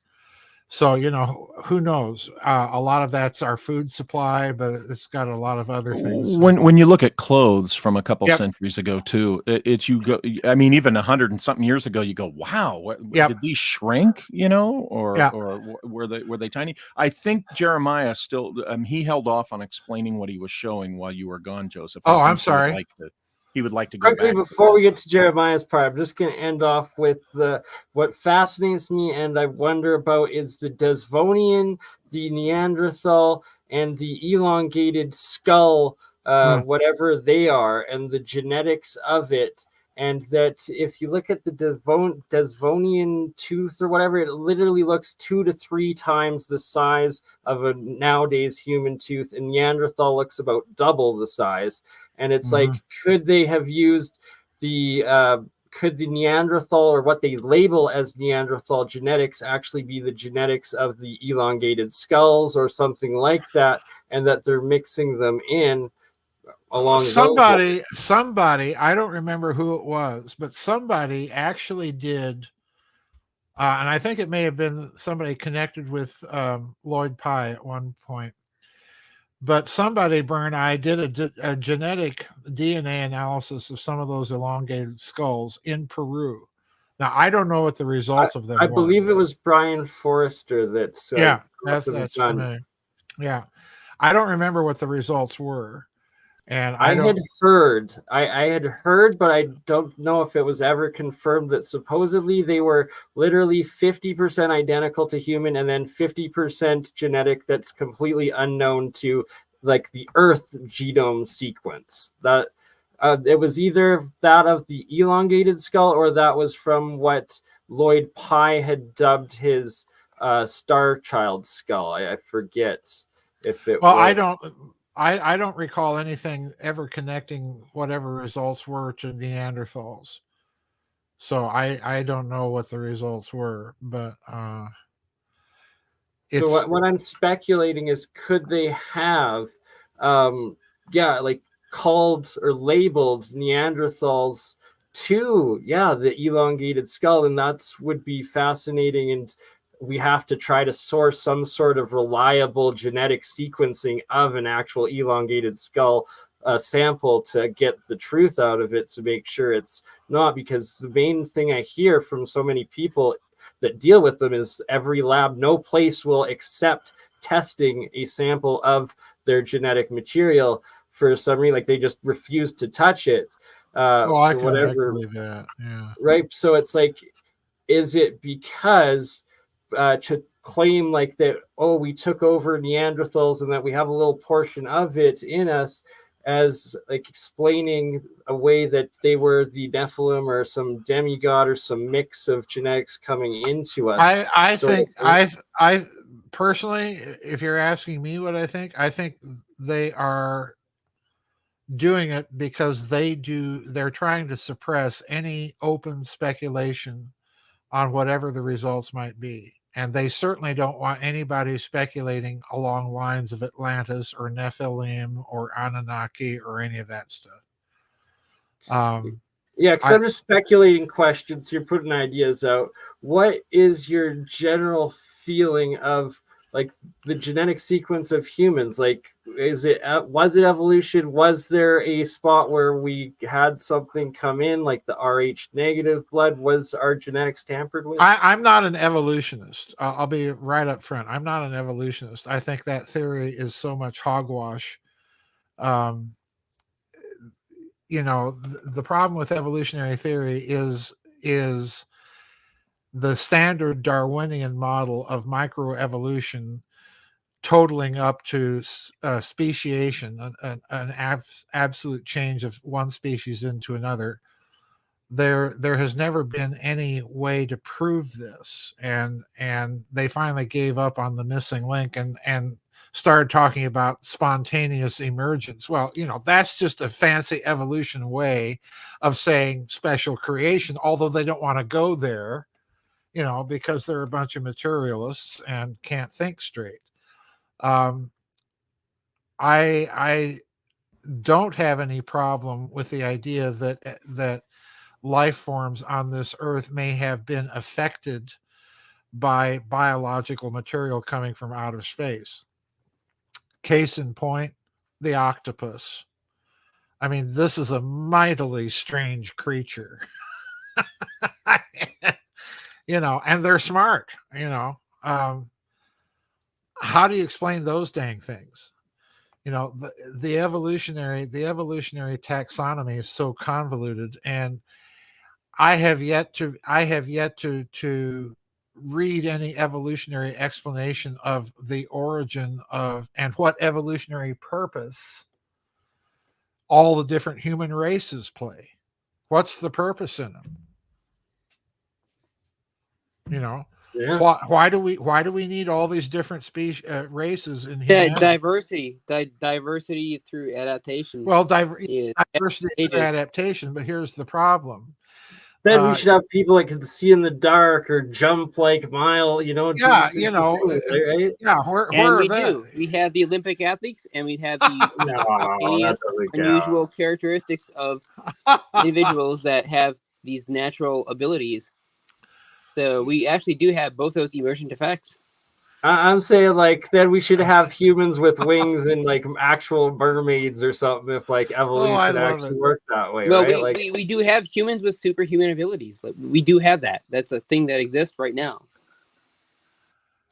Well, example,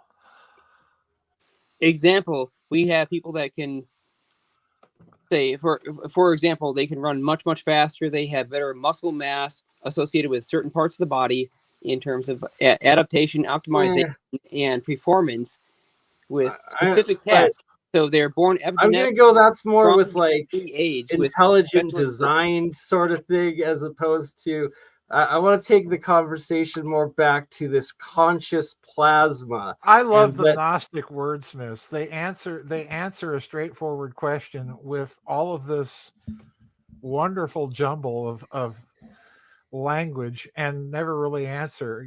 I was just asking for a simple, example. Show me someone that can see in the dark well, like a dog. With all the eyes. Yeah, superhuman. You're right. You'd think to qualify like that, it would be a human that has evolved hawk eyes that can see 10x or 100x, or has a dog or a bear nose, or that evolves the bat radar sonar sort of thing. That if evolution truly was that way, as opposed to evolution I don't think is an explanatory mechanism. That's my problem with it. It pretends to be, but if you really examine it, it's not an explanatory mechanism. Evolution itself is just a word for change. Well, you can't explain change by saying, well, things change. That's a tautology. So my problem with evolution has always been that you're disguising what you're describing as the explanation of what you're describing. It's tautological to me. Anyway.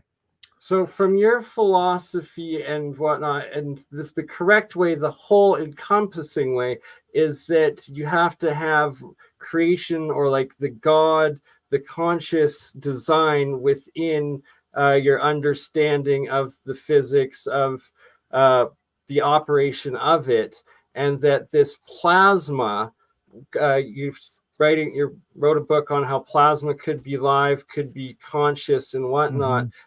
That plasma is a fourth dimension that essentially is consciousness. Is it showing plasma or consciousness and life in plasma state, or the fourth state, the higher state, essentially, as opposed to solid down? No. I didn't even understand that question. Do I think that plasma may be a higher hyperdimensional life form? Yes, because if you understand plasmas to be an electromagnetic phenomenon, which most of them are, then to describe the phenomenon, you must perforce use imaginary numbers. Once you say that, you are already in the hyperdimensional sphere. Okay? I think you could go much further than that, but that's the bottom line. I think, yes, if you grant the hypothesis, and it's only a hypothesis, that some of them might be alive, and then some of them out of that might be conscious. Yeah. Are they hyperdimensional? Yeah. Yeah. I don't see how you can have a structure like the Great Sloan Wall, which is this gigantic plasma filament structure, septillions of miles long.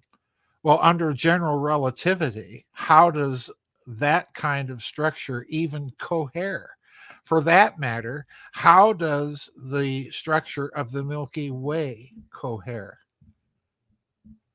If there can be no information transfer faster than the velocity of light, how come we have a structure called the Milky Way galaxy that's 430,000 light years across? Now, I know they'll come up with all sorts of fancy. I want to point You're out now why you're absolutely right. So you can't have this structure without a faster than velocity of light transfer of signal fidelity. Because I mean, gravity is acting and moving faster than light. It would have to be. Gravity would have to be faster than light. It would have to be instantaneous from one corner of, or one side of the Milky Way to the other side of the Milky Way for it to be cohering altogether on itself. It has to be faster than the speed of light, essentially.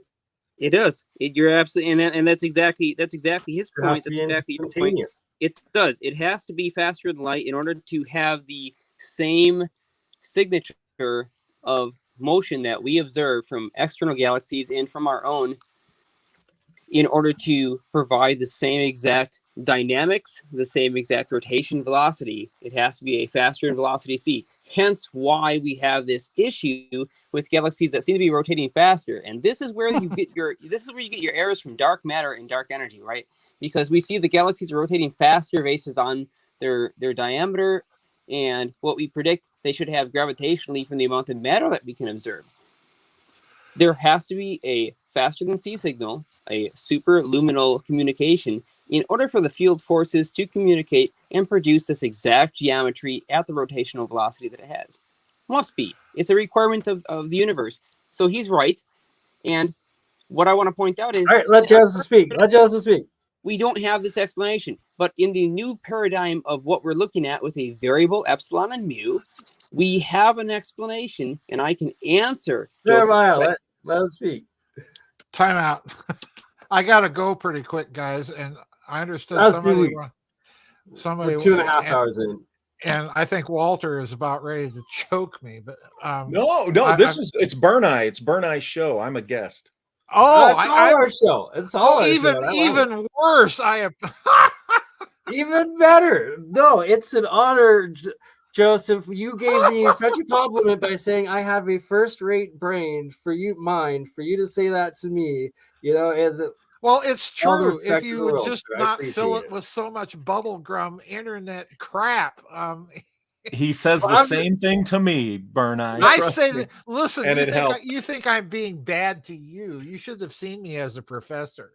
Not at all. No, I love it. I don't know. Listen. I don't know if you ever have seen the old television series, The Paper Chase. Professor Kingsfield, that was me. This is a dime. Call your mother. Tell her you'll be coming home early. Tell her that you will never make a lawyer. Yeah. You come in here with a skull full of mush, and you will leave thinking like lawyers. My mentor used the same. How many times he called me dumbass when he was teaching me the most important thing. Yep. Well, listen, I actually would cite lines of The Paper Chase when I was a professor, particularly during exam time. I cited Kingsfield's little speech to his students when he was handing out an exam. And he said, "To those of you who have studied, I can assure you that this little examination will be a worthy battleground upon which to test your mettle. And to those of you who haven't studied, I can assure you that this little examination will expose your weaknesses like the honed blade of a surgeon's scalpel." Oh, yes. How many students just gave up right there after that speech? Listen, I literally would begin virtually every class that I ever taught. I would literally begin the initial lecture with the intention of scaring the riffraff out of my class because I don't want them. So yeah, Absolutely. I would always have about 4 or 5 students that would head right to the registrar and drop this guy faster than.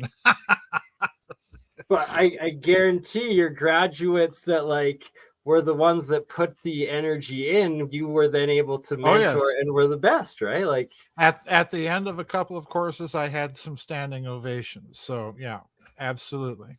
You want the people that are serious. And I'll tell you something, without exception, the dumbest students in my classes, the absolute cinder blocks for brains. And I'm not exaggerating, Walter. The absolute worst students, the stupidest students, were education majors. I believe that. Because you have to indoctrinate. That's your job. It's just it was just unbelievable. I've told you the story about the exam that I gave in modern European history.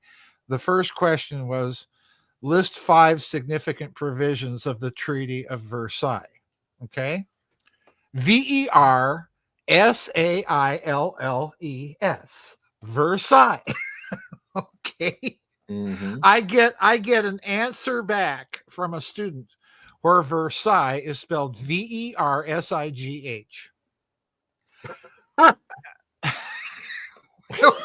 When I had even spelled it correctly in On the the test. question.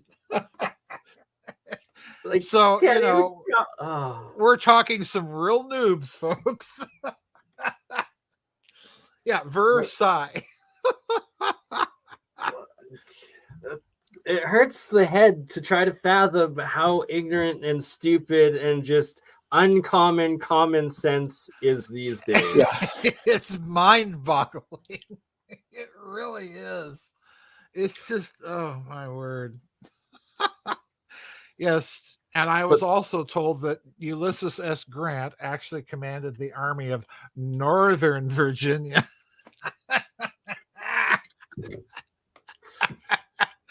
Tell that to Robert E. Lee. He'll be surprised. Yeah, I know. Oh, I do miss being a professor. I miss giving those exams. They begged me. I've got to tell this story. Then I've got to go. I've got to tell this story. My students begged me one year to please give them a multiple choice exam. And so I finally relented. I gave them a multiple choice exam. It was one question with 26 different A through Z, 26 different multiple choices, all varying just slightly in the wording of the answer to each one. And none of them were correct. Careful what you wish for. Careful what you wish for. Yeah, only one student had the guts to come up to me and tell me, Dr. Farrell, I couldn't answer this because none of the answers were right. I said, you get the A. But all you need is the one. And that's right.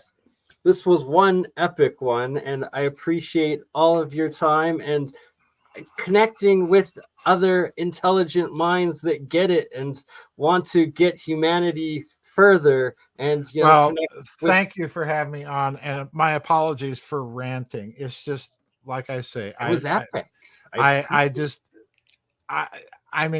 Folks, I'm getting old, and the more theological illiteracy and ignorance in this country, I'm losing my patience. I can't hold back anymore. If I hear Constantine taking books out of the Bible at the Council of Nicaea as part of an evil plot one more time, I'm going to lose it. Anyway. Well, we want to keep you sane, and thank you for being here. And you can intellectually assault. It wasn't abuse. It wasn't assault. It was out of care because you care about getting it out there. And I will do more research before the next one. Make sure I've read the book that I talked about when they're asking you a question about it. Yes, there will be an exam. Right? As there should be at the end of everyone. It will be written essay. Yes. Free education. That's the best part. And where you actually learn instead of indoctrination. And here is a Walter Bosley channel. Make sure everybody go subscribe to Adventure Man 6399 and also Giza Death Star, Dr. Joseph P. Farrell. Pardon me. All right, I'll see you, folks. Thanks for I gotta joining. go. Yeah, Much thank fun. you for having me. I gotta take my dog outside. Thanks, folks. Bye-bye. Talk to you later, Thank Joseph. you. Yeah, bye-bye. Appreciate the sharing of ideas, and thank you, Walter. And we will see everyone on the next one. It's a shame. You know, he's gonna. Yeah. It's just BurnEye.